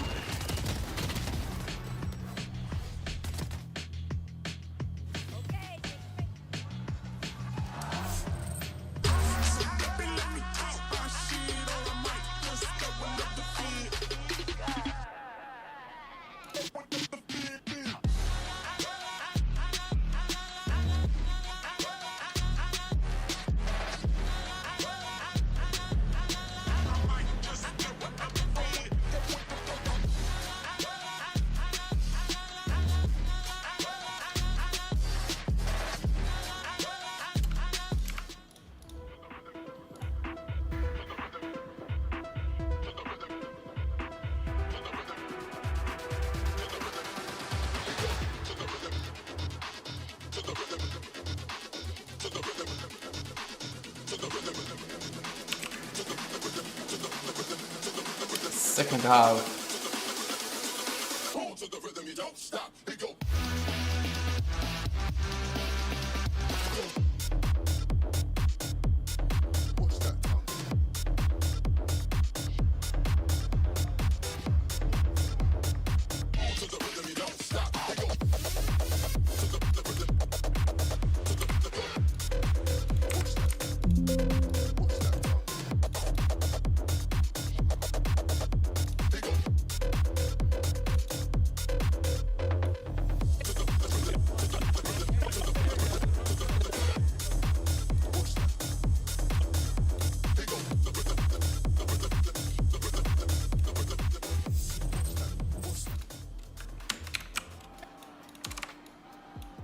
Into this second half. Remember, it's really a measure of how much damage you're able to get out of each credit that you spend. And again, between 50 and 70 is really, really good. Siufat definitely getting bang for his buck with that quick 2-piece to clutch the round out at 10 health. Oh, yeah, the Sheriff, that was certainly a peak for him. And after that point, there just really weren't many situations at all where Wolves were having to go for big buys, having to eco. Their economy was stable throughout that entire half. The number 3 seed from China, who honestly, in a world where EDG doesn't have a generational crash out in their sort of domestic playoffs, and not even here, are absolutely handling Sentinels here on Split. Holding them to only 4 defense side rounds, 2 timeouts already blown by SEN, frustration already bubbling to the surface for this North American squad. Coming into this game, you're acknowledging the peaks and dips that Wolves had. The fact that they 2-0 Billy to qualify, but then lose 0-3 to Billy in the lower final. This team, when they're hitting though, like they are today, individually are so sick. I mean, Juicy, Siufat, Spring are putting on a show. The 1v1s, the raw duels are just going the way of Wolves right now. SEN need to wake up. Lysol gets first contact here at B. This is going to draw Siufat over towards that side of the map through spawn, but Senna far from committed. Waiting right now to just play off of this fault line. Guard cover is going to get thrown down B main by Lysol over there on B, who's stacked up with Siufat. Prowler Repair is going to get some information onto Bang. SEN just slowly taking their time, posturing up. It's looking like an oncoming B split. That smoke indicates potential ropes control, but SEN do not have the players on that A side of the map. Definitely going to see them pivot here. And they're trying to cut off Rafters with that smoke to maybe take Heaven control. He's a paranoid that collects cleanly on a spring. Juicy, though, playing from within the smoke, deals with Zelsis. There's a way for Zekin to really get past that, but Sufat trying to hold on the site. He's dug out easily. Zekin has that Rafters control, and low as he is, Sentinels have been able to clear Wolves. Player advantage now, Spike to go down. Let's see what Spring can do. Working his way into Heaven slowly, has to wait for this dark cover to fade. Peers down ropes, doesn't see anything. YU decides this is the time to activate from the defender side. Spawn, Spring wins the duel. That's big. Can YU do it as well? They can! It's down on the rate. Has a flash to work with. Lets it go. It's a matter of playing time, something that SEN couldn't do in that first half when it needed to happen. And now it's ring around the rosy, folks, but now we're going to see them clash, and it's a right click from the race. Gives SEN the staging ground on this attack side that was sorely needing. Desperately for SEN to get back into this game. Get things started right in this second half after not being able to get anything started in the first. And it looked like even here, they were about to once again succumb to the aim of these Wolves players. Spring isolated 1v1 taken against Bang. Gets the adjustment. Juicy didn't realize there were two players in that Heaven smoke. Zekin slipped the net and was able to pick Sufat off on the site. Anti-eco now for Sentinels. Phantom for John. This is just full 5 classic save here for the Wolves team, so SEN shouldn't be succumbing to too much damage here, ideally. Trying to get those orbs into Zekin's hands, though. Get those dimensional drifts rolling early. Yeah, that is the name of the game when you're running Yoru. That has been one of, if not the most relevant meta ults this entire year. Round defining. My camera is laborious, but the cam is cleared. Sentinels crossing to take that Heaven control, but as we speak, Wolves are coming up from ropes. Spraying through the smoke, Zekin, much to his chagrin, takes some damage and is seized in place. He's able to get at least far enough away from the snake bite, and even a paint shell is committed by Wolves. That's a lot of util drawn out. Good little combo. He's close to getting one. Zelsis in the meantime. He has just been slow getting into this site, and he's calling for the rest of the team to pivot over now. Is this an overpush? Free? No. Almost, but superior weapon comes out on top. Great mid-smoke here. Might be a flash out of it. Sufat's going to have to face them down, but Zekin's going to be there with a stinger. Juicy from the smoke. They emerge, and Zekin will dispatch them. Just YU now. It's outfoxing Zekin. But all things considered, pretty clean anti-eco for SEN gets the 6. And it gets Zekin just one orb away from the dimensional drift, so they can play to that as a win con now on this bonus. Give Wolves a taste of their own medicine for how they were able to open the game, how they were able to get up in such a significant lead early. A bonus round win here should effectively tie things up, would be worth 2. Nice pivot there from SEN. With that big control smoke to ropes and then face Wolves as they try and push out. You see in that moment what we're going to be seeing a lot of on this attack side, which is just an infinite amount of flashes to pop out of these smokes as a team from SEN. Bonus hit for SEN, see Zekin with a stinger in hand. John checks Heaven and is very lightly held. Wolves have a player in ropes, one just entering that part of the map. Sufat looks to re-clear. Sufat's actually swinging out. Does have to back away, does have to give that space up. SEN are getting very active right now in Heaven. A lot of control. Wolves pivoting multiple players back. Side to anchor, Spring. Crucial 1v1. Interestingly, Wolves playing around this smoke, not looking to get entrenched in elbow, just want to play forward. Spring pops his head up and it's whack-a-mole for John. Okay, the double swing. The stinger gets some value though, and Narrate's able to hold it down from ramp. This just leaves Sufat in screens, and YU, with these rifles, this 4x for Wolves, have to untangle this round, but SEN are giving them nothing, Wyatt. Unfortunately, this round is displaying what has been a major issue for Wolves defensively on as Yoru. Guys, welcome to Toronto. Get a little disconnected. You had 2 players on site in that smoke, but they didn't pop out at the same time that Spring was swinging open in Heaven. He just goes down on his own in this moment to John. There are 2 players to his right, but there's no one to swing out to help. because it's just not coordinated on that timing, and this is going to get SEN an opportunity to tie the game 8-8. This is really my feelings for Wolves coming into this match. There's no initial anchoring presence on that site for Wolves either. They had to awkwardly filter in as Heaven's being taken. Spring passive hold in mid. Nice is awkward now. No one to swing off that line, and we are caught in the aftershock. Narrate guarantees that easy kill. 3 players with Sheriffs is all that Wolves have to their name. This is great for SEN to have this level of momentum coming into the second half. Their economy is absolutely rolling. Unlikely that Wolves will be able to get any damage off some, I don't know, maybe 1 kill if Sufat can get a nice little jiggle peek here, but this is going to put SEN ahead by a significant margin and apply so much pressure to each of these buy rounds that Wolves are going to have in subsequent rounds. Well, death and taxes. Sufat's able to find his one. But it doesn't really change the fact that SEN are crawling over this A site like a kicked anthill. And there are only 2 Sheriffs for Wolves to try and extract them. Sufat doubles back here. Prowler down ramp. There's no one there. SEN are just entrenched on this A site, ready to fight for it. Just have the Wolves players ready to play for exits, see if they can't take one of these guns away. I still got a rifle. Pick up Zel's fallen weapon, presumably. One of the 20 flashes they have to take a peek. There's number 19.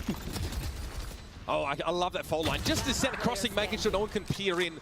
Lysor never had an opportunity to take a fight, but he will be allowed to walk away with this rifle. However, SEN City have evened up this game, folks, on a run after winning the pistol in the second half. And Wolves starting to whimper a little in that round. And SEN have more than a real opportunity to extend this run to 5 rounds straight. Given the ultimates that they have when we get out of this timeout that's being called by Wolves. In a pivotal round in the game. This is 3 round coming up where SEN can outright win. They have a Rolling Thunder and a Dimensional Drift. Wolves have nothing to use in the ult department outside of a neural theft, and obviously that is a one side of that when we're talking about the ult economy. Let's get this shit. The Bishop of Section. Yeah, more Wolves are going to need to tighten up their floods right now. They're going to have to be able to absorb this Sentinel's utility when it's coming into the site, not drop players anchoring. There's too much initiator util. There are too many flashes to play around. The ults are going to be too much to play around. They're going to need to find a way to absorb all of that, not go down, and then tighten up those timings when they're going to try to flood back in after the fact. Really volatile attack side from Wolves, but it was enough to catch SEN off guard on multiple occasions. On this side of the map, though, with Sentinels being able to dictate the pace, Wolves have looked a little bit disjointed, a little less comfortable. Now, though, they're going to buy coming back in. 4 rounds in a row given over to Sentinels, and an even game for us as we head into round number 17. Sentinels have the spike over towards that B side, certainly implying that they want to go for a split. This is what they did earlier. They have Zekin and Zelsis, that duo working mid. The rest of the team take B main. Who's next? Dimensional Drift. Zek's eating those orbs. Zekin's going to get all of this info and then can get away to B main if he needs to. This is why you genuinely want to fight this. He needs to get out of here right now. He's going back in to fight Zekin. This is mental. Bone thrown out. Waiyu is going to be in trouble. Just set up on all sides. No escape. Spring tries to help him out, bail him out. He gives himself up as well. This is the rifle round for Wolves. And they're at such a massive disadvantage already. My ult's ready. It's just disjointed. They're not operating as a full team in that moment. Waiyu makes too reckless of a decision trying to get back in there. He's going to get overwhelmed and does. You know, at best, maybe goes 1 for 1. And then Spring feels like he needs to come in to help. But no one else is on the rotate over just yet. They were trying to pivot over mostly from that A side. Not close to assist. Pretty devastating. At least for Wolves with this save, they'll have an opportunity for redemption on this next round. Not a blowout, not going to have to eco, not allow SEN to get to 10 with ease. But they are truly in the danger zone. They are still staring down the barrel of that Rolling Thunder from the raid, and now John has the Seekers. Just a streamline of ultimates from SEN to get advantages in all of these important gun rounds. And for SEN, that's such a cost-effective round win where they just commit the dimensional drift. They realize that YU is still on that B site. They set a 4-line up for Zekin to fight, and YU decides he wants to double back. And now that animated-looking Wolf squad really just buoyed forward by that momentum from some of their individual plays have gone quiet, have gone off the boil. What can they manufacture here? Still a buy for them in fairness. 2 half armors, but reasonable arsenal, all things considered. SEN posted up right now for that ramp take. As you can see, Nere ready with the fault line. It's sewer, but it's just spammed through. Juicy here, the only player occupying heaven right now. That TP sound cue for him just makes him uncomfortable, forces him down.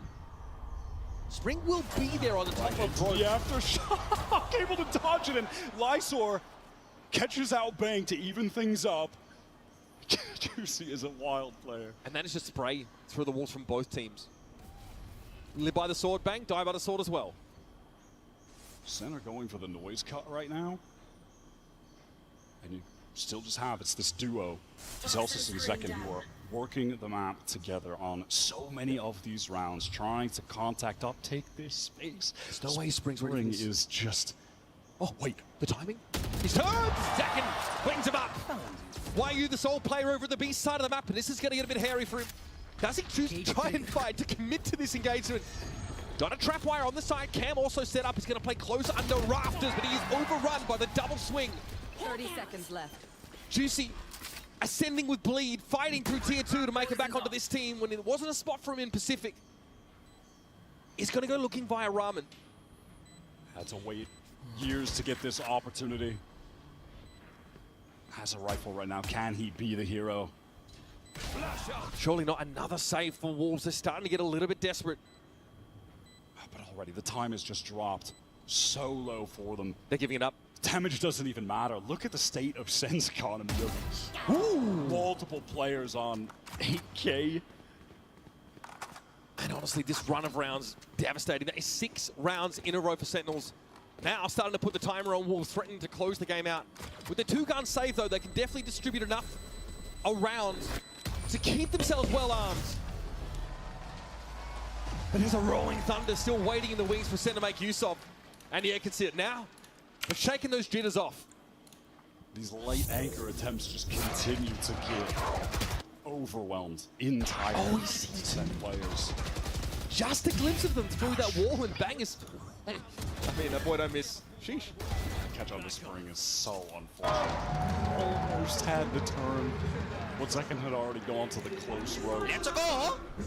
Wolves calling their second timeout now of the game. As things have completely gotten out of hand. 6-round run for SEN on this side. Can definitely feel like we're starting to get to the most important round of the game here in round number 19. When we jump back in, Wolves will have been able to buy up. Close to a Nightfall, close to a Viper's Pit. Honestly, a lot of those big ultimates are just around the corner for them, but they want to be able to make use of them when they're in a good position economically. And this round would be one of those opportunities. Elsewhere, Narrator's just run away with the game on an individual level now. He's sitting on that breach ultimate. Those hard sight hits already. Wolves have struggled with the pace that SEN have come at them with on this attack side. That's going to make it even harder. It was Nereid's clutch back on the pistol round that has gotten them in this position. That's what kicked it off. Wolves yet to do anything highly proactive early in these rounds. Not really taking the fight to SEN too aggro. It's a little too much anchoring attempt against this comp from SEN that is too overwhelming on the execs. Feels like they gotta play for something aggro early, take some space, find some picks, or tighten up those floods, play for that as a win con, especially if they're able to get this Nightfall somewhere for Sufat. Full armor for Wolves. A very respectable buy, all things considered. Maybe a little usual light, but that is fine. And they have actually opted to just give up this B site. They have a kill trip set up that What is Spring? YU is hoping to just get a spam kill from. The Spring wants to fight even rafters. What is that? Unhinged from Spring. Oh, desperate from Spring to try and get something done. But he's on his own. We talked about this. Out of the open, trying to take a duel as a Viper. Here's that attack side Viper's Pit. Lysol trying to get busy now. No Zekin is in the corner, but the short he comes calling. With the pride of New Jersey will have his pound of flesh. Juicy dropping down. Pit still active, of course. Juicy trying to disrupt. One more kill and he'd actually get the showstopper. And that will be perfect against this Viper's Pit. Can he find it safely? They're on a clock. 2 players left here for Wolves. Losing this round will banish them to the economic doldrums, and John waits patiently for his prey. Juicy serves it up. Sufat has to walk away now. Maybe an exit or so. There's no stopping the SEN economy. It is absolutely booming. Sufat will do what he can. On the rope, Celsius, an homage to his mate Arsena, I'm sure. That's SEN with 3 rounds in the lead, and we're out of our seats once more. It looked like Wolves had the right approach there. They were just playing off of a kill trip. They give up the site, allow the stack on A. So if SEN do hit A, they've got 3 players there ready to go. And then when necessary, we'll move over, pivot into a flood, or just go for a full retake. Either one would have been highly recommended over that disjointed effort they came through. So unfortunate. This is it for Wolves. Full investment, 4 ultimates on the board. And a slow start here for Sentinels. They do have Bang pushed up into B main though. Why are you very passive on this side of the map? So last round Wolves, in theory, gave up that B side until Spring decided to ungive it up. Well, we all know how that went. Prowler into B main, they're clearing it. Spring pops that poison orb now, probably has a feeling there's quite a few players here. Is that Snakebite quick enough? Bang gets ahead of much of this util now. And there's the Nightfall. Gonna reveal his location. This Prowler fully spotting him out. Spring is steadfast right now. Just has not been able to get started on this defensive side. Wants to go for the peek. Can he actually catch the timing right now? No one in heaven to be effective on that. That's the spike down. Push from Spring. Bang. Just gets the spike, gets out, but he knows he's going to be pursued. YU from the low ground's not able to win it out. And here's a showstopper from Juicy. Where does this one go? Unfortunately, into the rafters. No connection. Zekin gate crash into the back of the site. The spike, though, is loose out in the middle of B. Spring right now trying to get back in. That distraction from the showstopper was enough for Sufat to get them that man advantage. 25 seconds right now. The spike is down in the site. Sentinels have to fully commit. This is the best opportunity Wolves have had. Dangerous double swing. Yep, that's going to be double held that angle that Zekin goes into. Narrate tried to set him up with a fold line, and now it's down to Zelsis in the dying seconds of the round, but he's hit with the paranoia. 10 seconds Nearsighted, player in heaven. One on boxes and Sufat towards his left. It is a ridiculous stacked deck against him. And so Wolves finally dig their heels in. They waited a long time for this round, their first of the half. They can breathe a bit of a sigh of relief, but they were finally able to get on the board here. Finally able to make some adjustments. Spring biding his time in vents. SEN not expecting him to pop out so late. Catches that first kill, and then they do flood back into the site. They are playing together. Juicy gets that great showstopper. He didn't actually get a kill, but he was a hell of a distraction for the Anchors to be able to pick up those players that were on site to find the advantage. Wolves are back in the game, but SEN still have too much cash. Sees here, Bang. Has the TP away from it. It was a fault line that directly connected with Juicy, but his team's util bailed him out. Again, I like this from Wolves out of that previous timeout. It was called by Coach Fade. They're stacking up towards A, allowing B just to be played for passive kill trips. If SEN do go towards this site, they're going to be running into so many players. Trailblazer goes up ramps here. SEN still haven't taken much control of the A side, but up mid they're starting to poke and prod. Zekin did teleport away to meet up with the rest of the pack. The entire SEN team are about to be in mid right now. Spring could be in some danger here. He's tucked in a corner. He can't get out to the left side. Now could with the dark cover placed. Gonna let them cross mid. Mostly undetected. See, Wolves now starting to forge ahead for a bit of information.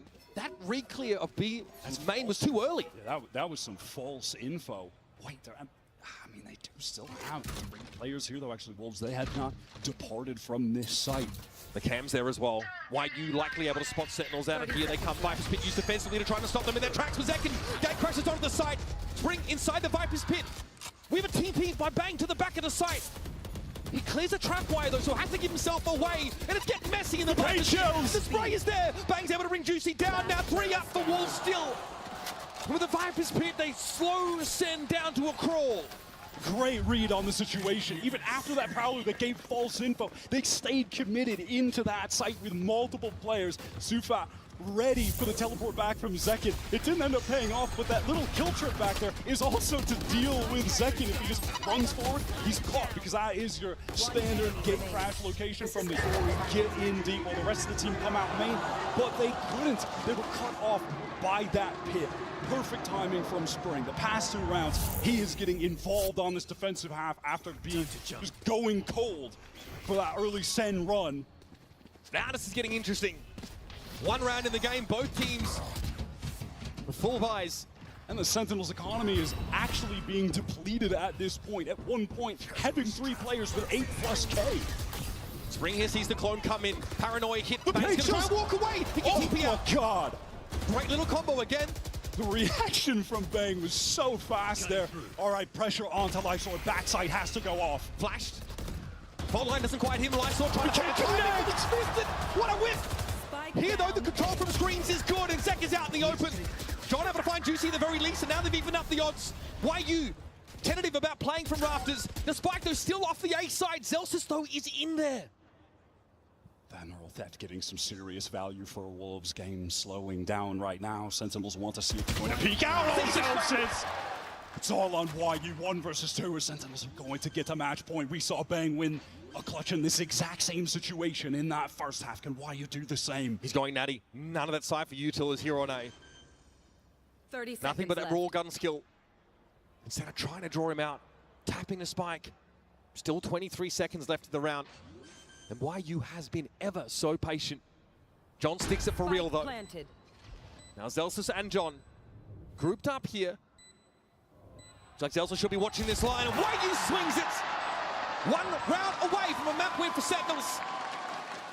And the vibes are looking pretty good. John and Zelsis just watching each other's backs, trying to bait out that swing. Love the way they play that. It was looking so good for Wolves when they had that double face coming from screens. Juicy comes out of heaven. But it's that additional swing where John finds that kill to make it a 2 versus 2 that puts him in a winnable position. The IGL, they're stepping up for SEN when necessary. Wolves are in the right place at the right time again, but SEN come out on top. Match point, opportunity to steal away Wolves' pick. And a dimensional drift to start the round for second, but Spring's already found something. Zelsis straight down mid. I think that was just spam down mid. This time he gets in the back of the site. There's no trip here to stop Zekin though, so SEN have this big control. Prowler thrown out once again. Bang has to TP away. And it's Narrate with the spike in hand. They've got to be concerned about this heaven control. Wolves have 3 players up there, and the Seekers are going to confirm this largely. John wants to go for the reflank. The mid is actually tripped right now. That one-way trip is still, or one-way unbreakable rather, is still up there, so he's going to have to deal with that. Okay, Juicy flies in, the judge! Zekin's able to trade it out. Gate crash now to a safer position. Bang is still on the side. Zekin runs into Lysor. John is coming on the flank, but Zekin is going off! Just John now. They know he should be here. He had to break the trip. The timing, John's going to commit to the site. Spring down through the smoke. Sufat on the other side of the dark cover. John very, very low, but he's buying time. He got it to half. There's no way. There's just no way he can stick it. Sufat saves the map for Wolves. Gets it to half. Then knows that John can only give him a tickle of the avian variety. Just throws a flash in, and that's all he can muster. He's been the IGL team leader and clutch merchant for Wolves. Both halves winning critical rounds. Juicy just goes 1 for 1, but what a distraction for the rest of the team to get back in. And the fact that mid was tripped, John just couldn't actually accelerate to help these guys. Second almost came up with that multi-kill. And now it's awkward for SEN. It's 2 stingers to their name. And now that we've just gotten into this retake, better flood territory, Wolves are wrangling this game back. Multiple stingers for SEN. But a couple Guardians for Wolves. Neither team are comfortable economically. Wolves are a couple orbs away here from critical ultimates. Nightfall, Showstopper. Only requiring 1 each. Do they dare push up for that? There's no way. Why are you anchored on the site? We'll have Juicy on rafters early. This might be signaling an A split through rope here by Sentinels. Trip cleared. Clone gonna eat it up now. How do you respond as the defenders? At the moment, Wolves are posturing towards B heaven. That's actually going to be a teleport to get info in A main and a cancel. But John, it's false info. A bit far back, as is Zelsis. This hasn't called for any adjustment in the Wolves' positioning. Here comes this breach utility, guys. We're definitely pivoting into B. I swear. He's selling it. I swear we're going B. The right even gives up a bit of his health in order to sell, and he does keep Juicy interested at B for now. Heaven control for Sentinels. Okay, crash deep from second. Fake teleport. Bang caught in the seas, but will heal back up after the decay. Sealfat here. Oh, Spring wants to take a fight characteristically. He also flubs the shot. Sen running over this A site. 10 seconds left for a spike plant, though. It's going to happen soon. It's second into the fault line. GT has the showstopper. Oh, but he goes down. There it is, folks. John runs Wagyu down and Sen after a paltry 4 defense side rounds. Come alive in Toronto. Wolves on an unreal run to open this game on attack, going up 8-4. Multiple players hitting hard, but what a comeback for Sen. And that's just the first map of this series, folks. We've still got loads on the horizon, plenty of opportunities for Wolves to break back in. Do not go anywhere. This series promises to be electric. Nice, boys! Let's go! Let's go!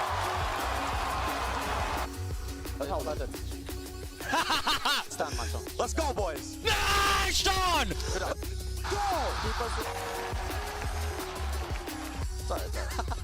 Bro, this mother smiles at me, bro. Win this shit. Got mine, and that's what matters. This, bro, that's fair.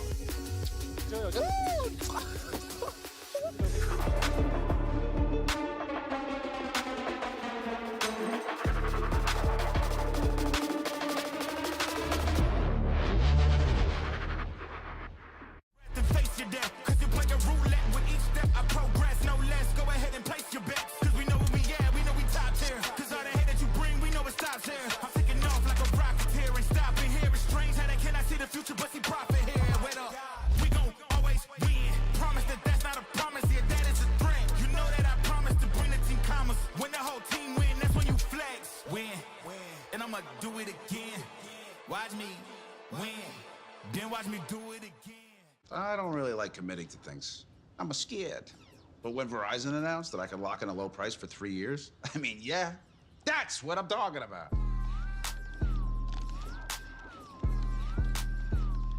Can you hear me now? Hey! Let me show you how the fuck stuff. Oh man, I was just getting warmed up.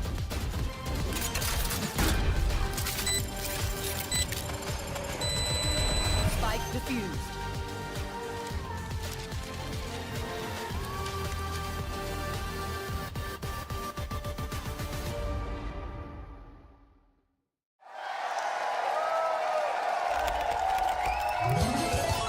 Red Bull gives you wings. Don't play with your karma. Don't do it with a kink in your armor. Don't do it. Don't fake like an actor. Don't do it. Tell out to your pastor.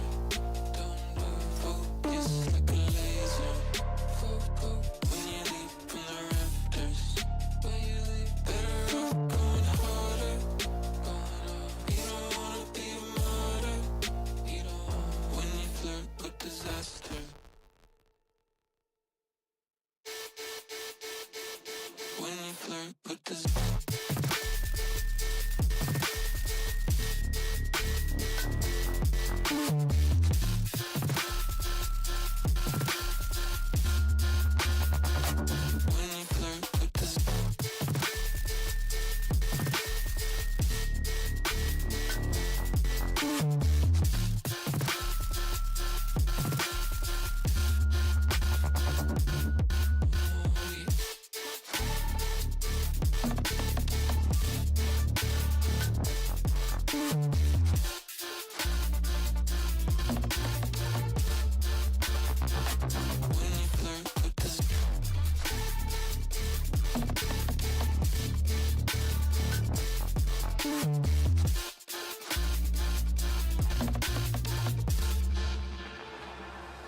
steal from your brother. It might tear what you're after. It might tear. Prepare for the danger. Prepare when you call out your master. Call him out. Don't trust in a stranger. Don't get killed or be captured. Get killed. Sabotage in the parlor. You don't wanna be a martyr when you flirt with disaster.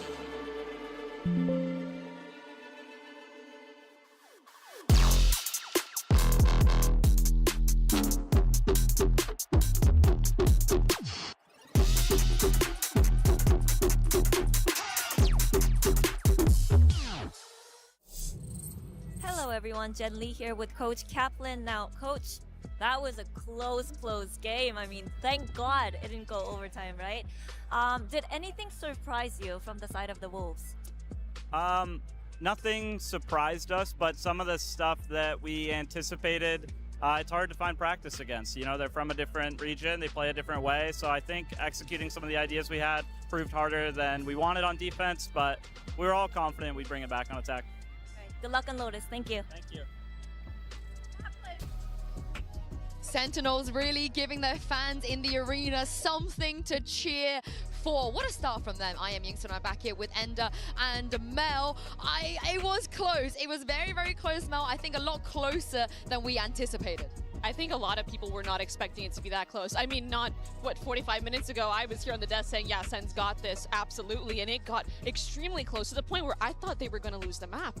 I mean, honestly, the first half, like, they were getting crushed. Like, Spring's lurks were so effective. I think the just clutchness out of the Wolves players was looking incredibly good. It wasn't until the second half when Sentinels got on to attack, Narrate had those few clutch rounds on the pistol and on the bonus that got things swinging back in their favor. Yeah, and that brings us to our Verizon high-speed moment, and it goes to Bang for an incredible 4K at this point, and to even keep them in this map. Yeah, and again, it's all set up with a Narrate stun. These four players flood out. There's a flash from John QT, then the stun from Narrate, and then Bang just lines them all up. I mean, this is Sentinel's team play at its final, and it's Bang to shine. I mean, this is like the perfect dream situation as an anchor player. The stun hits, the flash hits, and no one's looking at you. I mean, this is just the meat and potatoes. This is amazing. You gotta feel sorry on the other side for Lysor as well, because he was playing in that position a lot in the second half.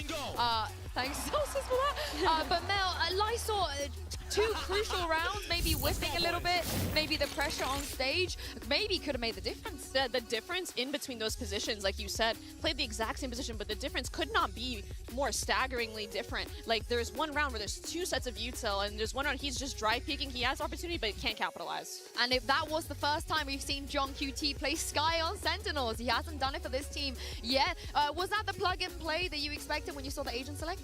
To a certain extent, right? The Teo, the Sky both give some information. I mean, Sky is actually even better in terms of the info, but I think that what we were seeing a lot from John was more sort of set up for his teammates to go into sight with the flashes. There were a lot of rounds where Narrate was actually banking flashes deep into the rounds, and it was him comboing with the stun to go into the sights, and it was just so many of these 5-player hits that John just kept calling over and over to win on the exec game. And I think that's a great read from him as an IGL, understanding the win conditions of their composition, because Wolves on their side, very slow game plan, very contacty. Yeah. Sentinels, IGL, like John, completely understanding that they need to have very tight executes, and the ults especially, the ult rounds were just beautiful. The ults were a consistent winning factor for Sentinels, because in that second half, they're down 8-4. It's looking grim for them, right? But winning pistol, winning the bonus, that sets them up to get their ults online first. And then, because they start winning these rounds with their ultimate so quickly on the 5-player execs John was calling, you have so many situations where the Fade and the Rays from Wolves are saving on those players not getting their ult online. It wasn't until round 21 that they had a Fade or Rays ult. They win that one and make it close. Yeah, as we move on to the next map of Pearl, this is where our questions go towards the side of Narrate. What is he gonna play? Not Pearl, sorry, I trolled. A Lotus even. Lotus, there we go. I wish it was Pearl. It would have been tough between these two teams. But for Lotus, what does Narrate do here? You know, Sky, probably not. Probably not, right, Mel? Yeah, and I think that's something from Wolves' perspective, it's kind of hard to prep for. I mean, already the first match that you're playing at Masters Toronto, you're already going in blind considering the map pool changes and the patch changes, but especially when you're dealing with a team like Sentinels where several players players in the team can play initiator, it's very hard to predict what's going to happen and who's playing what. Yeah, honestly, I'm expecting to see some Fade coming online. I think Fade's so strong on this map, and if it's plug and play, Sky is a split map, or Split's a Sky map, Lotus is a Fade map. Yeah, and I can't wait to see what we're going to get in terms of comps. But for now, let's send it back to Jen and see what Coach Fade had to say ahead of map 2. Hello everyone, Jen Lee here with Coach Fade. Now Fade, split did not go your way, but the potential was definitely there. So what do you think you guys need to do on Lotus to take it to map 3? I think we have to clean up some nerves in our own team, and we had a lot of miscommunication earlier during the second half especially. So once we get that sorted, I think we will be fine on second map and third map. All right, thank you and good luck on Lotus. I think we saw some of those nerves that he was talking about, but that IGL, Sufat, I didn't think he was nervous at all. He was hitting his shots. The Fade didn't look too bad. Right, it happened, almost happened twice as well. But Mel, he usually plays the Tejo here on Lotus. What do you think he's going to play this time?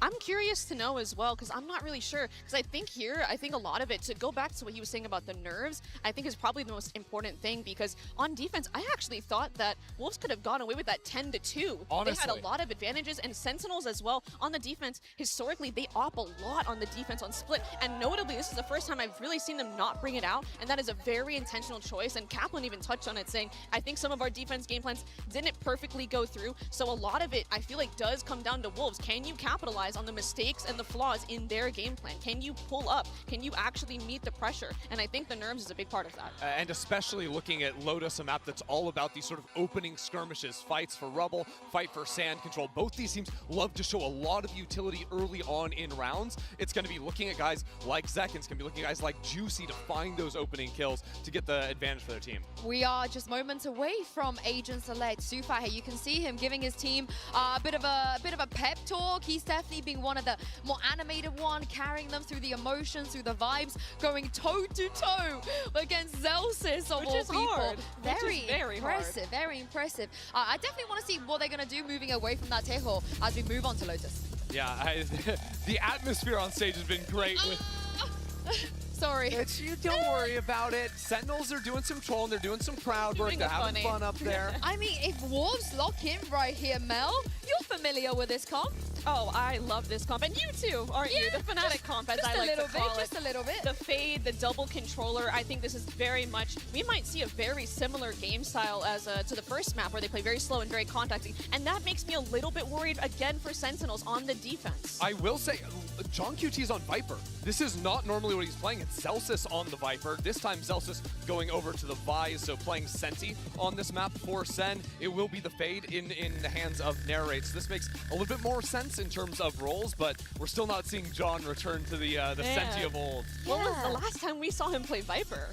That's a great question. I can answer that in just a moment, but on Lotus, he has played it like one time here and there. But like you said, not something that we see very often. But what about this Vice? From Zelsis, I mean, I think that makes a lot of sense. I think Zelsis could make a great Fade here, or not Fade, excuse me, a great Vice here. His anchoring has looked phenomenal as well, so nothing too crazy for me. I'm expecting greatness from him on the Vice. Yeah, honestly, Vice with a double smoke to back it up is really hard to break through on a defensive side. It can isolate your Raze player when you're trying to dive into sight. There's no Yoru clone or anything like that to break away the wall easily, so this makes things a little bit more challenging for Wolves to deal with in the mid-rounds of finding and dealing with the Vice util.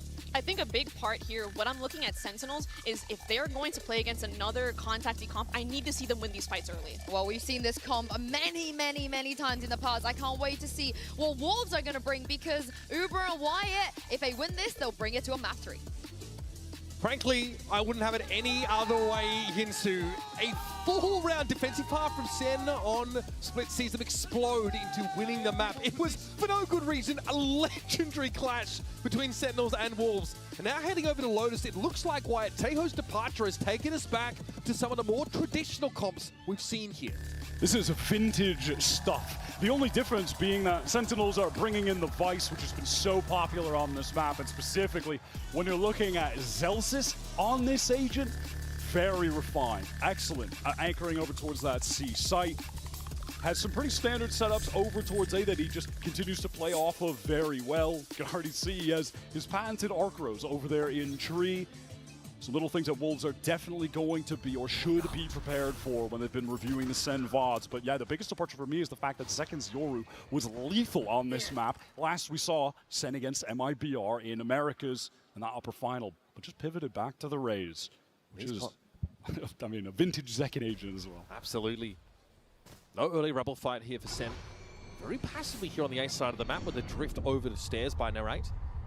Zelsis is about to get busy, but Bang already emerges. He holds it down, peeking over towards the push to tree.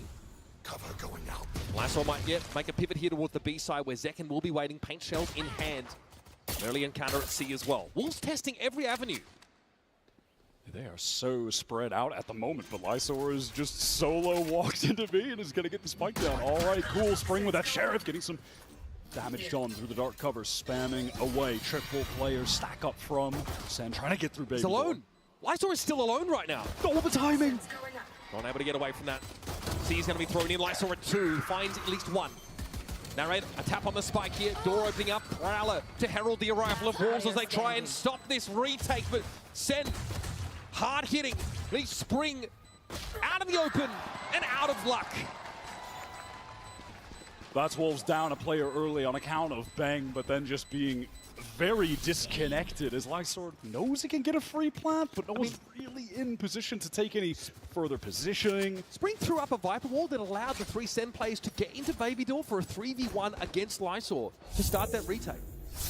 Yeah, unfortunately, just due to where all the players were and the importance of taking further space towards defenders spawn after getting the spike down on B and C especially, they're just not able to do that because all of the Wolves players are spread across the map. They can only get back to B main and spam, and they're at a disadvantage. They're just never going to win that. Wolves are going for the force right now. Juicy has the Bucky.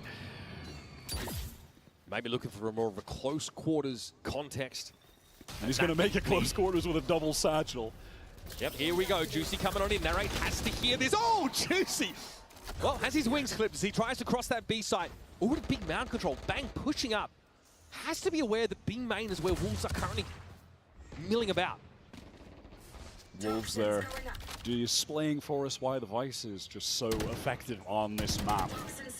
They're going to need to be able to proc that wall so Juicy doesn't end up in situations like that. We know he's going to be double satcheling in deep, but if the rest of the team are cut off by the shear, he's going to get cooked every single time like we just saw. Eyes towards Baby Door now for Wolves. Narrate. About to have some visitors. It's a 1-for-1. Spike recovered, of course. Tufat now needs to make a decision. They've got that stairs control on A, but he's still fancy B for a moment, and there it just took too long. Zelsa's caught a timing on Spring, and Tufat's got no choice but to go towards the B side where Zeken will be lying in wait. 30 seconds left. Again, unfortunately for Wolves, the players are just so separated from each other Bam. on individual missions. And this, what looked like attempt to be the Stinger rush onto the B site was ultimately just denied by the Sentinel utility, and from there things have slowly collapsed. 10 seconds While you left alone, surely going to be going down to second here. Closing out the round in pretty clean fashion for SEN against the buy. So opportunity to get to 3 here now against Wolves early. Get a nice little lead on their own map pick. I like what Kaplan said. It was interesting to hear from him just on that map, the difference in play from the regions. We're not scrimming against teams like this. It was hard to get our own game plan online because we're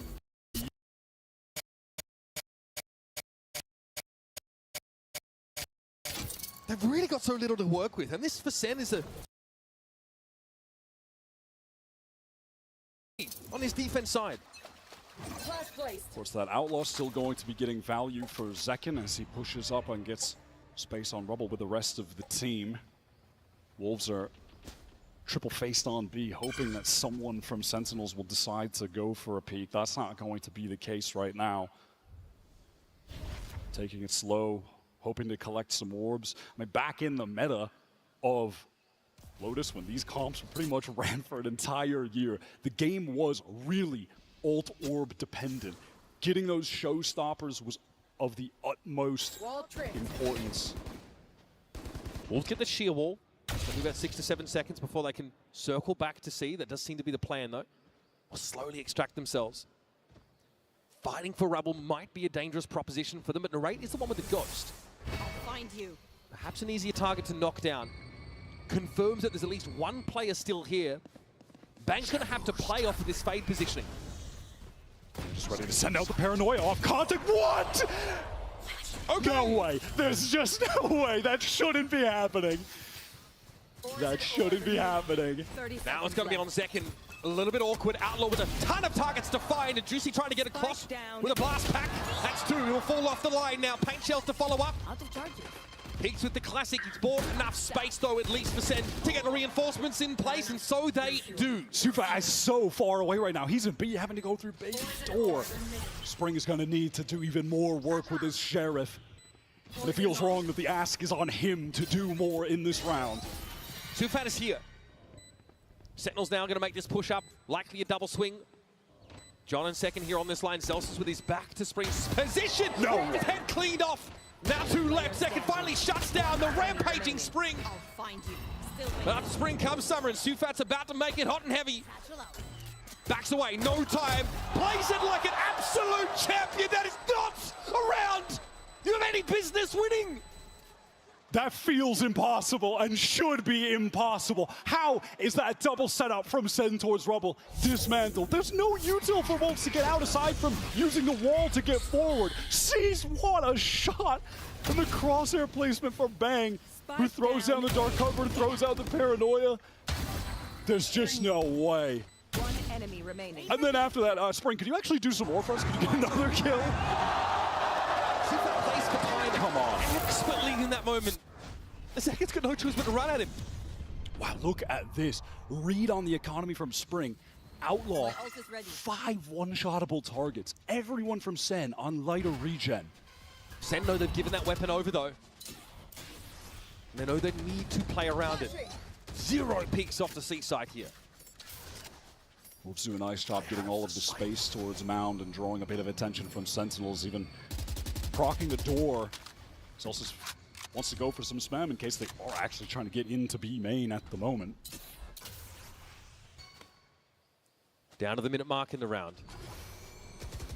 Still nothing drawn out by Sentinels. Nothing really for Spring to look at with this Outlaw. And this is Sufa just on a solo effort to keep the attention here. He's doing everything. He's throwing prowlers. He's opening the door. He's getting the orb. And there are 3 players mostly drifted towards that area of the map. It's going to be an A re-clear again. Can Bang right the wrongs from that prior round.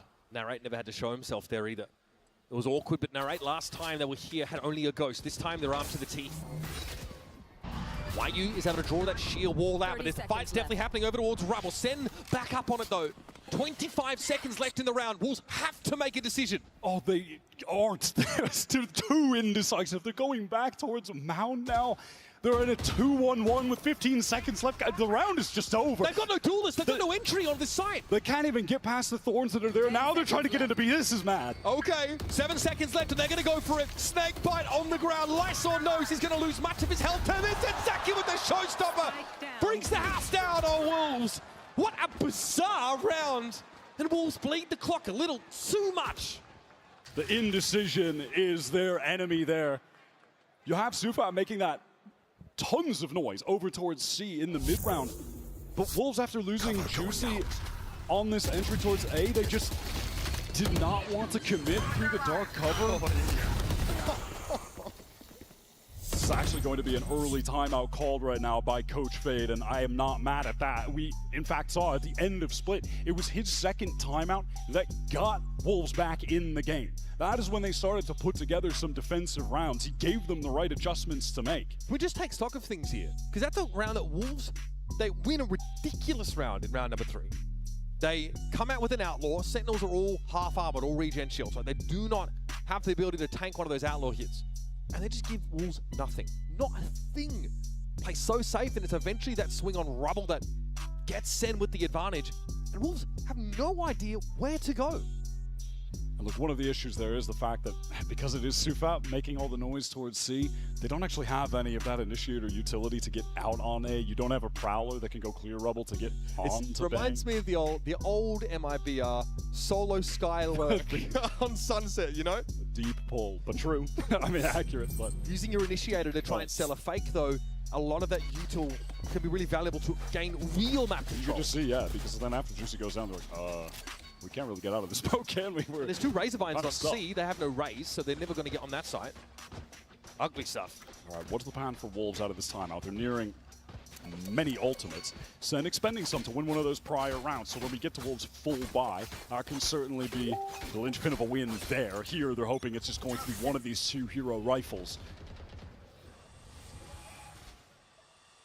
John playing a bit further forward this time around. Knows that Wolves are obviously less cashed up this time around.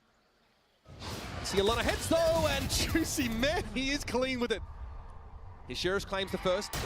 Zelsis is seized here, decayed down. There's a window here. Pops the Razor Vine. They can't quite get purchased on him. And Sufat overextends. Spike loose. Lysor, though, is able to at least to salvage. Zekin's going to be here. Spray down's a bit wayward, and Lysor's gotten in onto the C side now. Zekin's paint shells do not get any value. Slowly trying to get towards Bend right now. Not comfortable getting the spike down just yet. Narrate has a fair amount of initiator utility to use to get back in, and Bang is on a long flank right now. Will Wolves expect it? YU checks for it, but can't beat Bang. Paranoia comes in, Lysor and Spring forced to just double up at the bottom of the C site. Bang must have spotted them there with a shoulder peek. Perhaps not, as still eyes are looking towards the bend. There's Spring, just sees a head pop up. That's stunning stuff. Eventually, though, taken down. It's Lysor with less than 50 health to play. Time is of the essence, and SEN are fully cognizant. They'll have themselves their fourth round. Credit to Bang there, able to win the duel on the flank. That is the highest impact kill in that situation you could possibly find. Then you have the other two players being encircled from multiple different angles. Look at a brute force solution to trying to get Zelsis out of that corner. I mean, I'm not mad at them fighting it, it's just that they didn't really fight it together. If they both kind of got out and were spraying, they might have just gotten that kill in clean fashion, but they weren't doubled up. Zelsis getting that one was pivotal as well. Zekin is 8-1. Night and day comparison to his start of his split game. Running it back on the raise after all this time. We really have not been getting much of the Zekin raise, if at all, this year, but that is his, or was his go-to agent. That's what he was known for, the flex raise play. Here comes Juicy fast into the side. That's a dodge. The arc goes shut down. Straight into the Razor Vine as well. Zelsis now wants to assume some more control, but he's likely hurt this TP forward by Lysor. He gives up the side. Play for the retake. In the meantime, YU did actually find a kill with one of the players from SEN on the cross towards B. Bang teleporting over to assist. This lockdown is going to keep the Sentinels team at bay. Should give Wolves a free plan here. Yeah, look at, I mean, how much of Halls this covers. Wolves also pinging the one gap in that. Oh, John, that is stunning. Yes, detained, but there's no chance for Wolves to follow up on this. Spam down through the smoke, finds another one. Here's the Nightfall down from the attack side. Wolves want to try and assume as much control of C as they can. They've even committed a Viper's Pit to that effect. Yeah, this round is must win. They have to send it all. YU spam kill. Spring in the pit, dancing around. Narrate finds him before he decays too low. That's a Viper's Pit now gone. YU and Sufat in this corner. Zelsis and Narrate do not have the util to clear them from this. They're going to have to do it the old-fashioned way. Spray down through the corner. Zelsis exposed himself to Sufat on the tight angle, and Narrate does not have the health to bail Sentinels out. A hard forward, long sword after second round here for Wolves. They committed all they needed to, must win round, excuse me, and they are able to take that down. Spring just somehow connects a miracle shot on the second player that was swinging through the pit in that final situation. But a good usage of their alternates, no doubt. YU was crucial on that round too, early. Pretty standard for, you know, your Sentinel position. They're going to be taking a timing on B, waiting in main to hear those footsteps on the cross for someone trying to get over to Waterfall towards C. Little jiggle peek and he wins the duel there. That's just always on your mind when you're a defender and you need to get over to that site. All right, we have a mild audio issue down here on the stage. So that one will be rectified pretty quickly as headsets are already being replaced. But again, Wolves, they spend pretty big in that round. Like, get those ultimates in play. They make use of them correctly. It's a lockdown that John disrespects. He's playing in halls. He just spams down through that smoke. He's able to find one. But Sentinels are not aware that Sufat's tucked there on bend, right on that spike location. And they just didn't have the utility to dig any of those Wolves players out of position. So very textbook hit on towards the C side with that raise, double satchel initiator. Now though, without some of those key abilities, can Juicy make use of this showstopper to once again clear that space, maybe force SEN back into halls on that C side? Look, I'm certainly looking to Wolves to maybe go for one of the crazy executes here where your Omen uses from the shadows to get behind the defensive team and then you send it at them with a showstopper. Pinch them from both angles. That is a pretty common ult execute on this map. And Lysor is not above a cheeky little TP to the enemy spawn. So turret here for YU to play contact off of a B. Wolves have been waiting for a push out of B main from SEN, but it's never happened. Not so far on this defense side. They've just been leaving Zek in here, of course, with those paint shells to hold it down. The only real proactivity coming from SEN is just the double up from Married and Bang to take rubble control. And to be fair, it has kept Spring at bay.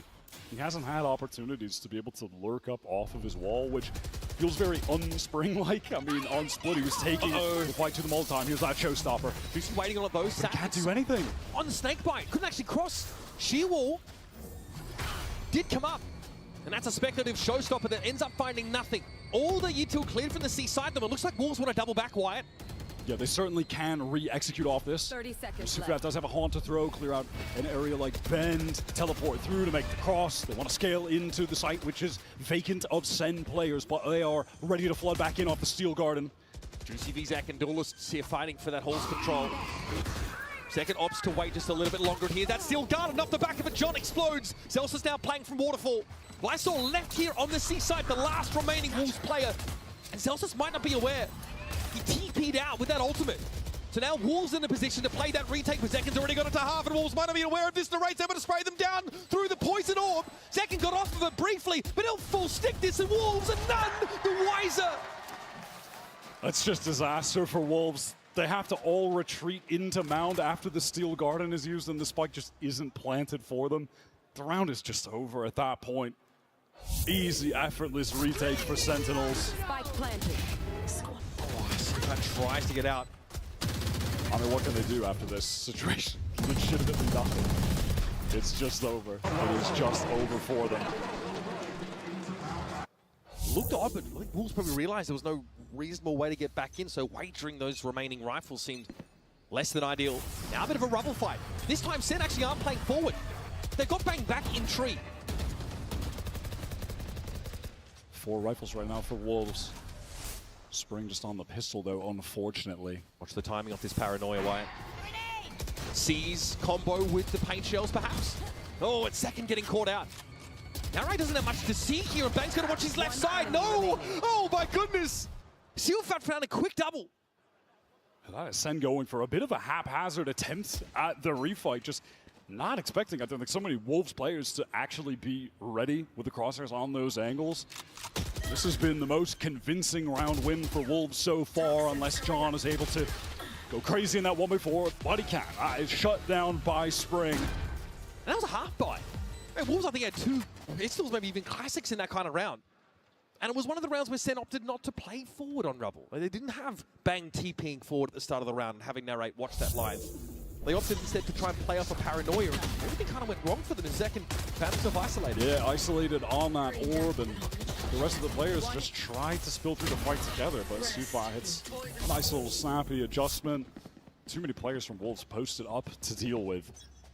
And look at this.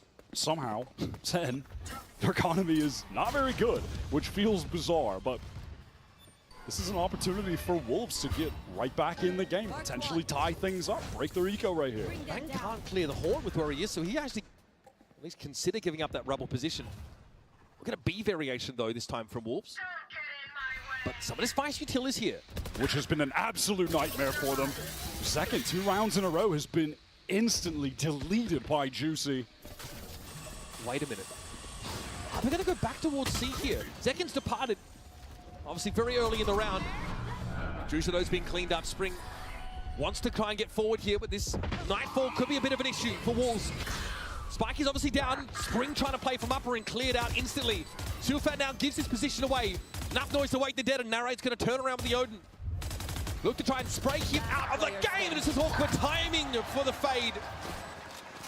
Wolves here with a great opener. SEN able to convert on a 4v5 after Zekken falls. Great opener, essentially a free plant. They have the idea, which is the right idea, of when you're getting the spike down on this map, you have to go take more forward space on B, but they just don't do it together. Juicy is too quick to face here. Zelsis gets an isolated 1v1. There's no trade coming through. Spring is trying to get forward, but he's alone, caught before the dark cover drops. Right idea, wrong execution from Wolves, and some frustration on the face of Fade as things are getting a bit out of control on Sentinel's map pick, especially for the defensive side. And when you're talking about these traditional comps, this map was attack favored back when it was in the, in the pool, and this was the meta. And that's why SEN getting to 6 is a huge deal. My ult is ready. Orb taken by Sufet now gets his Nightfall online. Once again, Zekken wants to take an early challenge, but looks like that's been denied. Classic entry over here. Zelsis is 39. Does he think to try and play a one and done in the corner now at this level of health?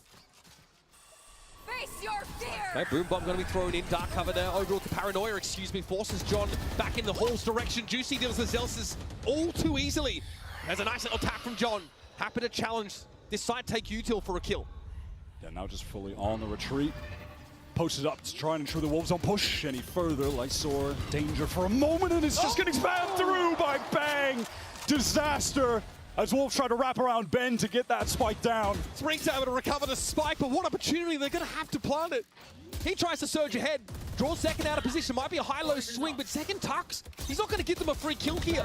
Wolves are the ones that have to wager something.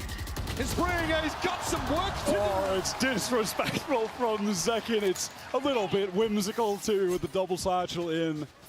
Gets himself one orb away from a showstopper with those kills too, matter of fact. It's just those tracers from Lysor with the Vandal that are spotted out. And at this point, Zekken just doesn't give them a freebie. Until this point, breaks that crosshair placement. Spring overwhelmed. And that is 7 defense side rounds for Sentinels. There's no way of framing this other than they're at a massive, massive advantage on this map. Zekken going to pick up that Outlaw for another round in this map on an anti-eco. Look at Spring. Where are you? Took that Odin damage off the rip, and Zekken's able to find an Outlaw pick with finally decided to push up on B, by the way. Oh, that's gotten him his showstopper. Just in case SEN wanted another advantage to close out this half. Oh, man. Spring's at 6, by the way. Far too much spam for Wolves to deal with. SEN are holding all the cards. A double swing here. They'll try it, but Bang almost had the correction. Spring at 6, wants a rifle. He'll have it stripped from his hands momentarily. It's an interesting snake-by lineup. Just the delayed drop. I like that. 8 rounds for Sentinels, last of the half. Showstopper earned by Zekken. It's looking grim for Wolves fans. Gotta say, the just existence of the Vice utility on this map has really thrown a wrench in the game plans from Wolves. And it's, I think, highlighted some of the issues that they've had as a team, where it's disconnected them on executes to too great of an extent on multiple site attempts. Are they shooting back? All right, Wolves, last chance to get a desperately needed round win on what is typically the favored side on this map. And this is that more passive A-side variation for Sentinels on defense. Nobody heading up to rubble. And Zekken has actually picked up the operator towards C. I'm going to assume there's probably a rifle on the ground for him as well to pick up, and he has the showstopper to play with. So he's got 4 weapons if he needs to use all of them. He's Gilgamesh. And that's why he's down at 1,600. Of course, you spend up here. And with that Vice util that you referenced earlier is definitely going to be an issue at C. Popped here early. So you saw the Nano Swarm used by YU. Try and draw it out. Oh man, that is a long shot. He even tanks the Prowler in order to take it. Zekken might likely give up some rooms. Juicy has his own showstopper, so he clears the room at B. This is Wolves tipping their hand. This will get enough space for Lysol to get the plant down right now safely. Spring on this lurk through A. Narrate is ready. He has eyes on the smoke. Can Spring actually catch a timing right now? He hears them running away. It's going to be time for him to hit the go button. Juicy will buy more time now. He's gonna force Sentinels back a little longer. Okay, Juicy tapped down a little bit. Oh, 56! Showstopper goes between his legs apparently! And Spring tries to get active enough, but Lysol down to one. Just Lysol left! And it's a disastrous attack side on Lotus for Wolves. Not nearly enough rounds earned here to give them any sense of confidence. They were dictating the pace of the game on Split. This time, though, they were taking orders from Sentinels. I just don't have that explosivity right now on Lotus that they had when we were back on Split. Sentinels looking elite right now on their own pick. Zekin takes that Prowler, knows he has the shot. Juicy clears B with a showstopper, but can't do much else with it. Narrate wants to guard that Odin online. He was so aggressive. Zekin even getting the kill with the off there. Was taking advantage of the outlaw on the proper rounds. SEN really doing everything right. Wolves with no answers. Couldn't deal with the Vice. Classic comp, classic performance from Sentinels. Can Wolves get back in the game after the break? Hey, everyone, make some noise, because we got Alexis over here in the house! Alexis, what are you up to here, you know? How you been? I've been really good. We've been doing duo workshops for the VALORANT University, and now I'm just here watching the games. Are you enjoying the venue and the vibes? I mean, I saw a lot of fans walking up to you asking you for selfies. I love the vibes. The venue's insane. Please, I Alexis. love Artist Alley, where I can buy little trinkets. I've bought so many little trinkets. Aww. All right, I gotta ask you about the game, though. Are you supporting anyone? You know, rooting for anyone? I gotta root for SEN, right? Gotta. Right, you're SEN City. I want to ask you about the meta, though, because you play a lot of Breach, right? So what do you think of the current meta with the Breach, I mean Taeho nerf, the little bit of a Breach nerf as well, and how the teams are playing? I think the Taeho nerf was definitely needed, for sure. Very overtuned agent. I will say I feel like the Breach nerf was not super necessary, but maybe I'm biased as a Breach player. That stun, that 2 seconds on the stun really hurts my soul a little bit. Right, but I need you to do me a favor and hype up the crowd for the second half. So, ready? We're gonna say let's go, okay? Second half. Let's go, guys! Let's go!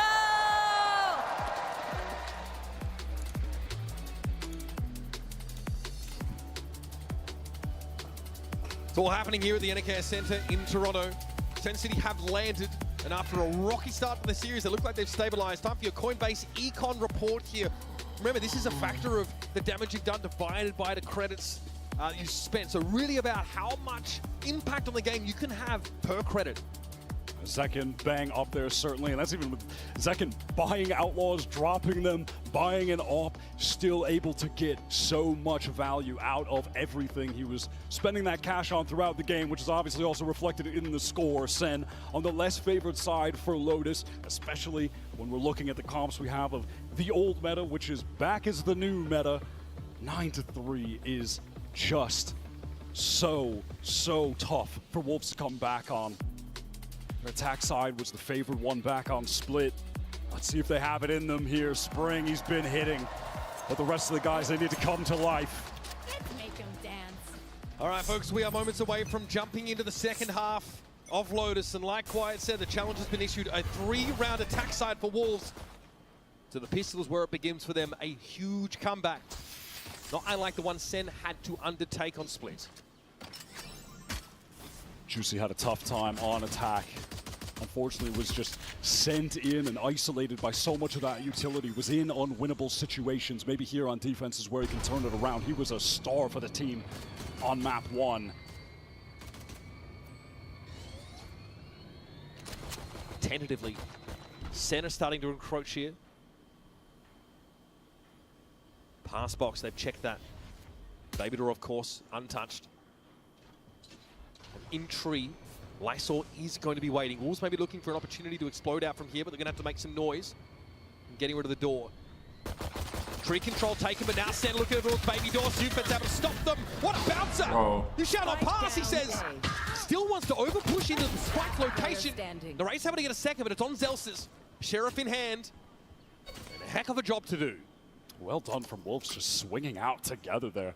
30 seconds left. All of the Sentinel players just kind of clumped up, playing by the orb, trying to get towards Baby Door.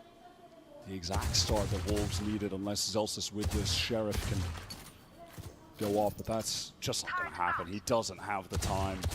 There's simply no way. Wolves getting back into the game here on defense. Let's see if they can try to go on a similar run.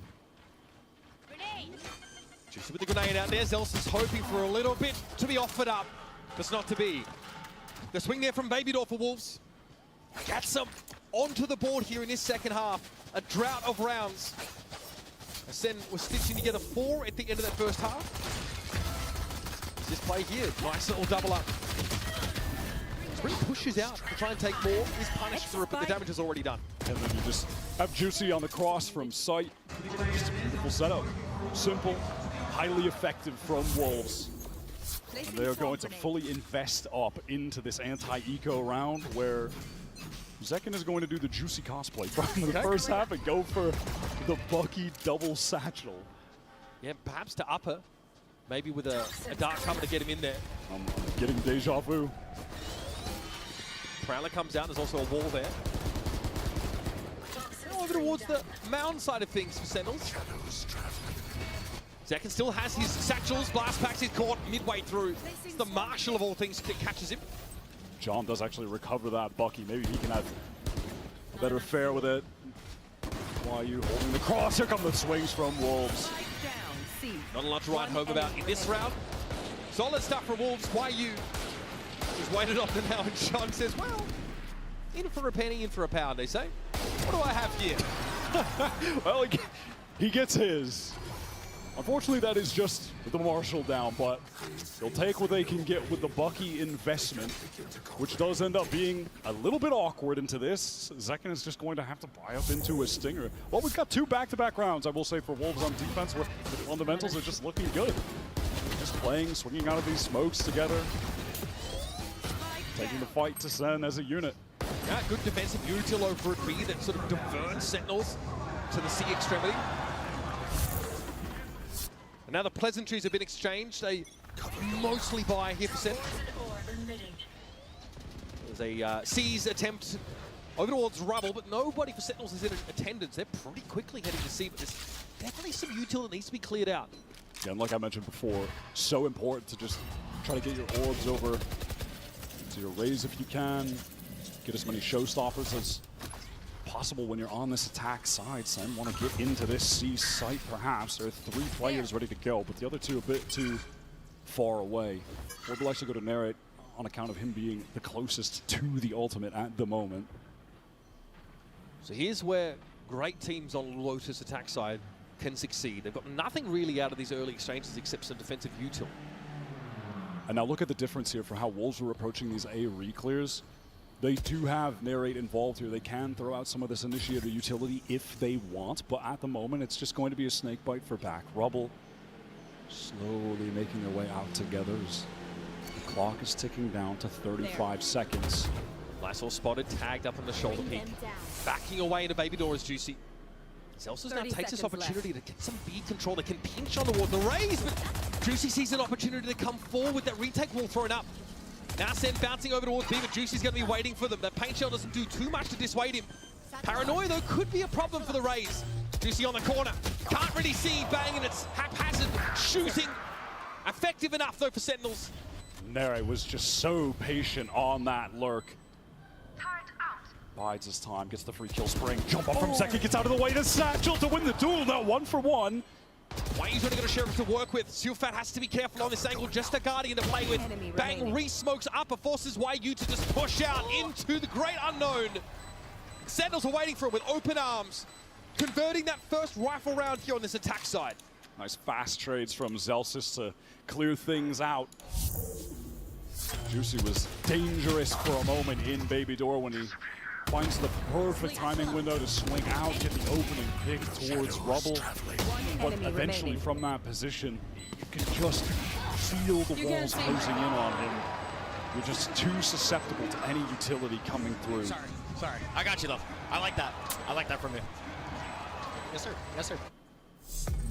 Now heading into what will be the first full buy round for Wolves. Coach Fade going to call that second timeout in the game. Crucial. Down 10-5, must win. This is the game on the line, not just the round. So SEN getting to match points. Thought that was an attack side round from SEN that showcased some pretty good macro fundamentals for Lotus. Getting up on that C side, getting the orb, forcing out some of that killjoy util, bounce over to A, see what you can tease out there. Start to pressure the player in Baby Door and eventually execute B pretty cleanly, all things considered. Wolves gave them a lot of map to play with, to be fair. And maybe that's the call. Maybe it's about being a little bit more proactive on one or both extremities here. Looking to take maybe an early rubble fight. They've got a full bike here, our team from China. Listen, so far, you still have to give them a lot of credit. They have defied expectations coming into this, going up against the hungry Sentinels who are trying to bounce back from a disappointing showing at Bangkok this year, going out, losing 13-1 to Liquid. They want to start off strong with a clean 2-0 against a Wolves team that are just trying to make themselves known on the international stage for the first time. We didn't even think they'd be here. Once again, this early action, one out by Spring now. Always happy to just take a 1 versus 1 in Spring. For all appearances, SEN are highly committed to this siege. Yet that smoke towards Waterfall says they're coming again. Why US the stopping power? Just punishes Zek in mid-flight. All of a sudden, the options are limited for SEN. And that is just some spray through after the door gets activated. Knows where to put the crosshair. Juicy. Okay. Quick on the shot. That should be curtains on the round.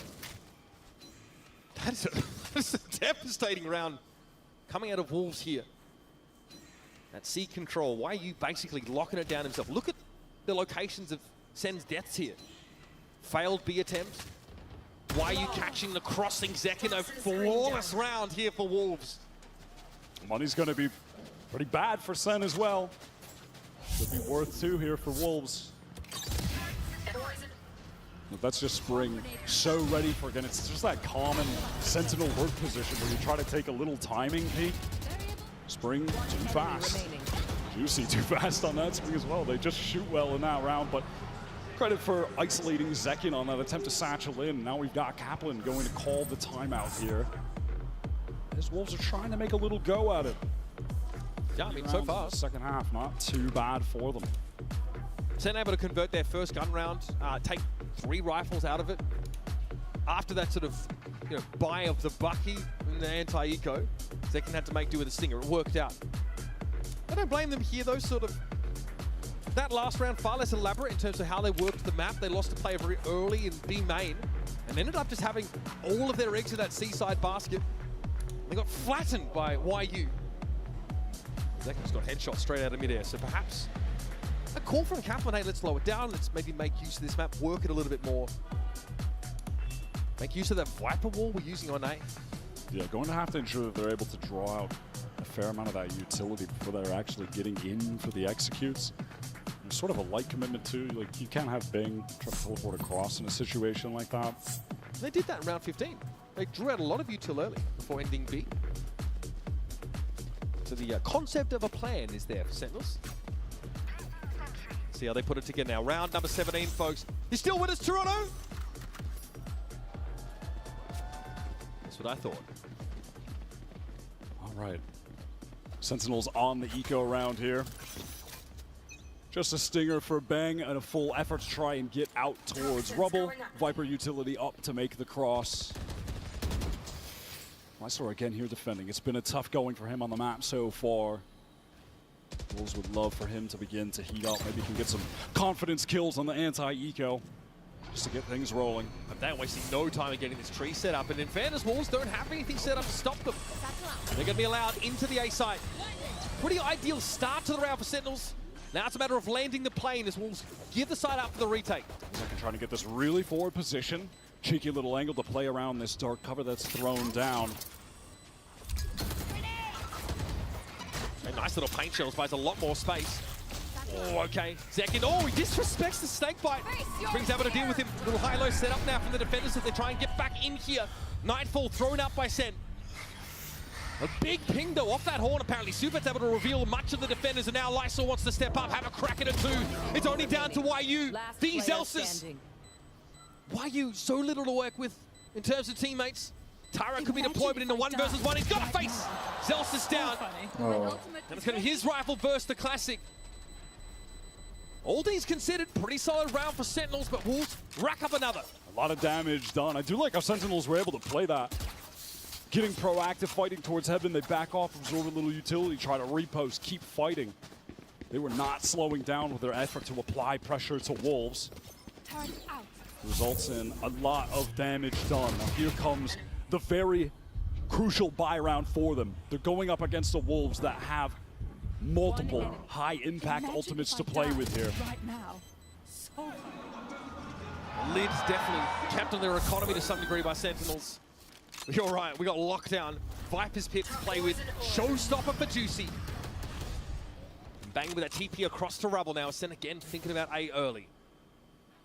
Wolves really no desire to go for these hard fights towards A. They've been giving it up, letting Lysor just spot for the information late. SEN, they're slowing things down, they're cutting noise completely, pressing up towards this site.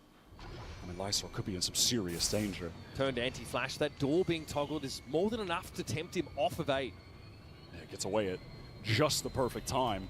This site is totally open, totally free. That being said, though, Wolves just have fantastic ultimates to play for a retake. Bang, trying to get that kill. Lysor is going to want to play patiently. Of course, the temptation's going to be here for Sentinels to push off this site wire, but it's a dangerous proposition. A lockdown could be an issue. He gets that Steel Garden activated here, by the way. This is going to connect onto everyone if he rips it right now. Yeah, finds the timing for it. Why are you trying to step out of it?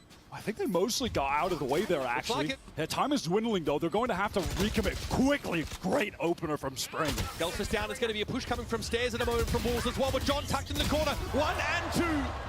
And here comes Juicy. Showstopper at the ready, but he can't get in. Finally makes it onto the site. Narrate's going to be dealt with, but YU is out of the game. 3 up for SEN. Bang. TP cancelled. They all had to get off the site, but the spike is still planted for them, and there's just not enough time for Lysor. He's forced to retreat.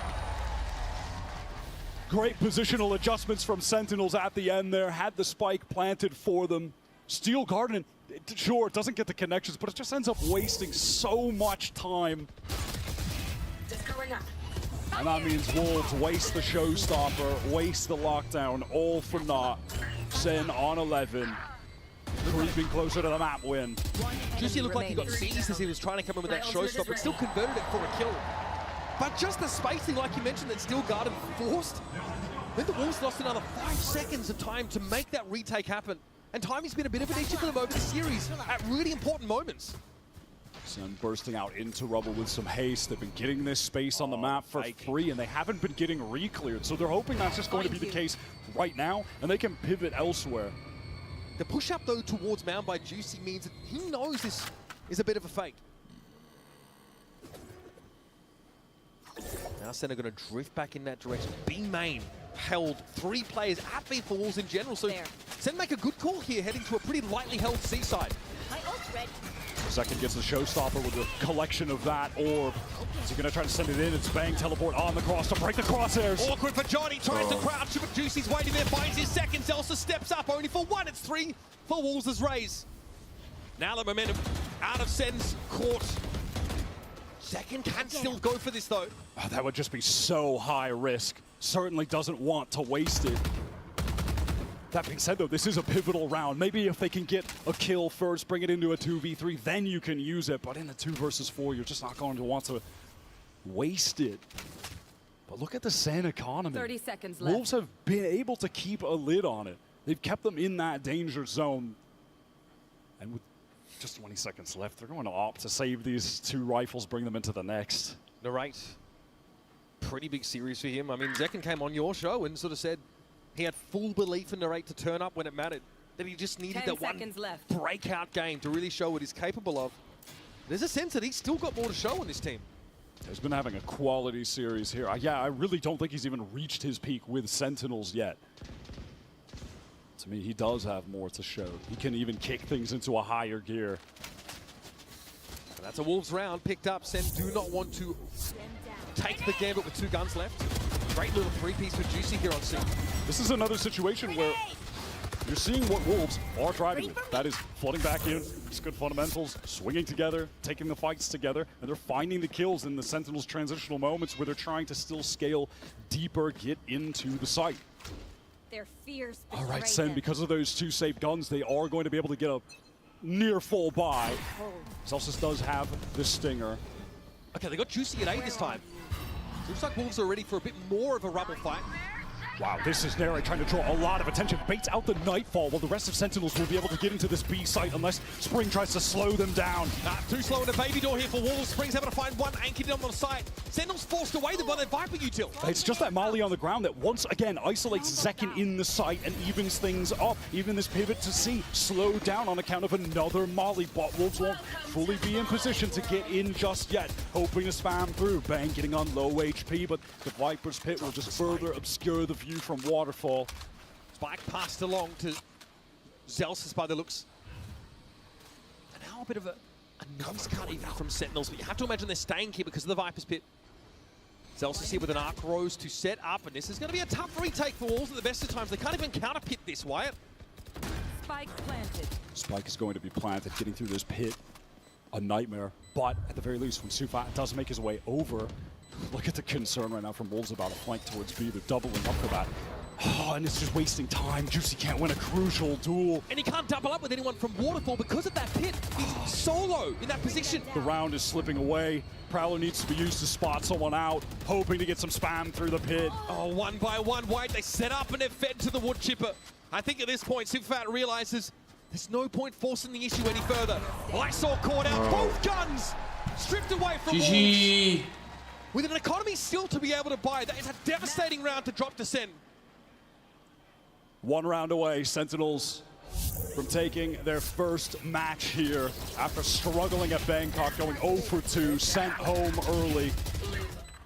You could feel the frustration from them, the way they were speaking about that tournament. Second, speaking about their failures to adapt as a team, to play together in the way that they needed to, and they've bounced back. Marshall has decided to win the round. For this final round 2, they're going to have significant ultimates to close things out. Wolves have got their full buy. Can they stay in the game? Nightfall ripped immediately onto Lysor. So much pressure towards his way. Decken wants to get up here with this showstopper. That's a deep rocket. Oh, he went for the snipe with that. No catch though, Sealfat respects it. Things slow down a little bit though, Sen have not left rubble. But they can still pull out. We've seen this before, bouncing over to another side after some early action here. Well, Wolves will be more than happy that both ults are gone within the first 20 seconds and did not do a damn thing for Sen. They don't even really have much control of rubble. Juicy is pushed up towards box, has Spring on stairs ready to swing off of him. John is just trying to keep them distracted, keep them on this site. That's an extra 5 to 8 seconds in which Wolves do think something's happening at A, even if John doesn't have any follow-up. That means it will be YU again that has to anchor this C site alone. At this point, though, they're not believing it. Spring is getting over to the C site right now and will be able to help YU on account of the delay from the Mollies. Viper's pit now drawn out in the C side. It's going to be a tough ask to expect Sen to go there, so we're bouncing back. Time is getting short. 30 seconds left in the round, and the Vanguard appears to be Zelsis at B. Is A back on the menu? Yeah, it looks like it. This is a very late pivot. They want to actually go into a B split. Threaten an A hit second. Opens it's up. Working. They're going away from the B side, and they got the drop on Juicy. The one pick at A draws the defenders off the B side, and now it's pandemonium from Wolves trying to get back in. Lysor with a double. Decken and bang full well away side. Now Zelsis out of the game. John clutching for the series. Spring and Lysor doubled up. Spray through smoke is wild. It's wayward, and Spring gets it to half. Now off of it. Looking to team up with Lysor here, and John has very little to look at. Somehow finds Spring, and he doubles down! Morocco King, bro! GG! Toronto! Clutching up the game! Oh my god. Towards B, catches out Juicy, and then clutches it out in the 1 versus 2. Zen starts strong, but man, did Wolves come out swinging. No one expected this game to be that close back on split. They kept trying to get in the mix on Lotus. It felt like they were always so close to maybe manifesting a comeback, but SEN were just too strong on their own map. Morocco King! Kaplan said in that halftime coach interview that it was tough to play against Wolves. They're playing a different style. We're playing against a different region, and our game plan, it's hard to get online. Put on Lotus, work to perfection, dominant defensive half. SEN are looking strong to kick off this tournament. And a return back to an old meta, a new meta, whatever you want to call it. It looks like Sentinels still have all the tools they need to put a compelling performance forward on these maps. Ridiculous comeback in that first map, great series. We're now going to head over to Jen Lee down on the stage for our Verizon post-match interview with Bang. Congratulations, Sentinels! Right. Looking sharp, everyone. Bang, I'm gonna need you over here for an interview. Please. Thank you. 2-0, W on the board. That's gotta feel nice, right? Yeah, it does. Feels really good. I'm really glad we were able to close it out. It was a little shaky, but it's all right. Can we please talk about how close today was, especially on split? What was going through your mind? I kind of felt we weren't really ready for what they were doing to us on split. It was kind of a new thing, and it kind of caught us off guard on our defense. So we just had to adapt. And I mean, we still got 4. I feel like we did pretty good, even regarding that. But on attack is when we really started like playing like ourselves, I feel like. Speaking of having to adapt, right? Let's talk about the Taeho nerf. Because you guys played Taeho on basically every map back in stage 1. So how do you think that nerf has affected you guys? I don't really think it's affected us as much as people think, to be honest. I feel like people are overrating how good we are, or underrating how good we are, and I don't think it has anything to do with how good Taeho was. All right, lastly, you guys are 1-0 now. Who would you like to face next? You have PaperX, Bilibili, and the winner of the upcoming Gen G versus MIBR matchup. I would probably, out of all those teams, like to play PaperX the most. They're definitely the most fun team to play against, I feel like. You want to have fun? Yeah. Go 2-0. Yeah. All right, thank you very much, Bang. Congratulations once again. Give it up one more time for Sentinels!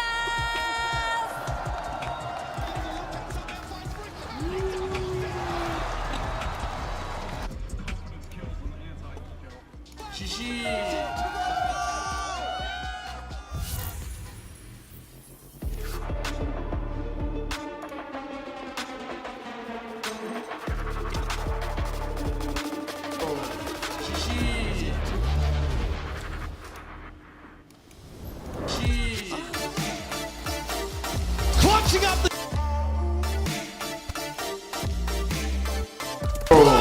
Shishi! Toronto! Clutching up the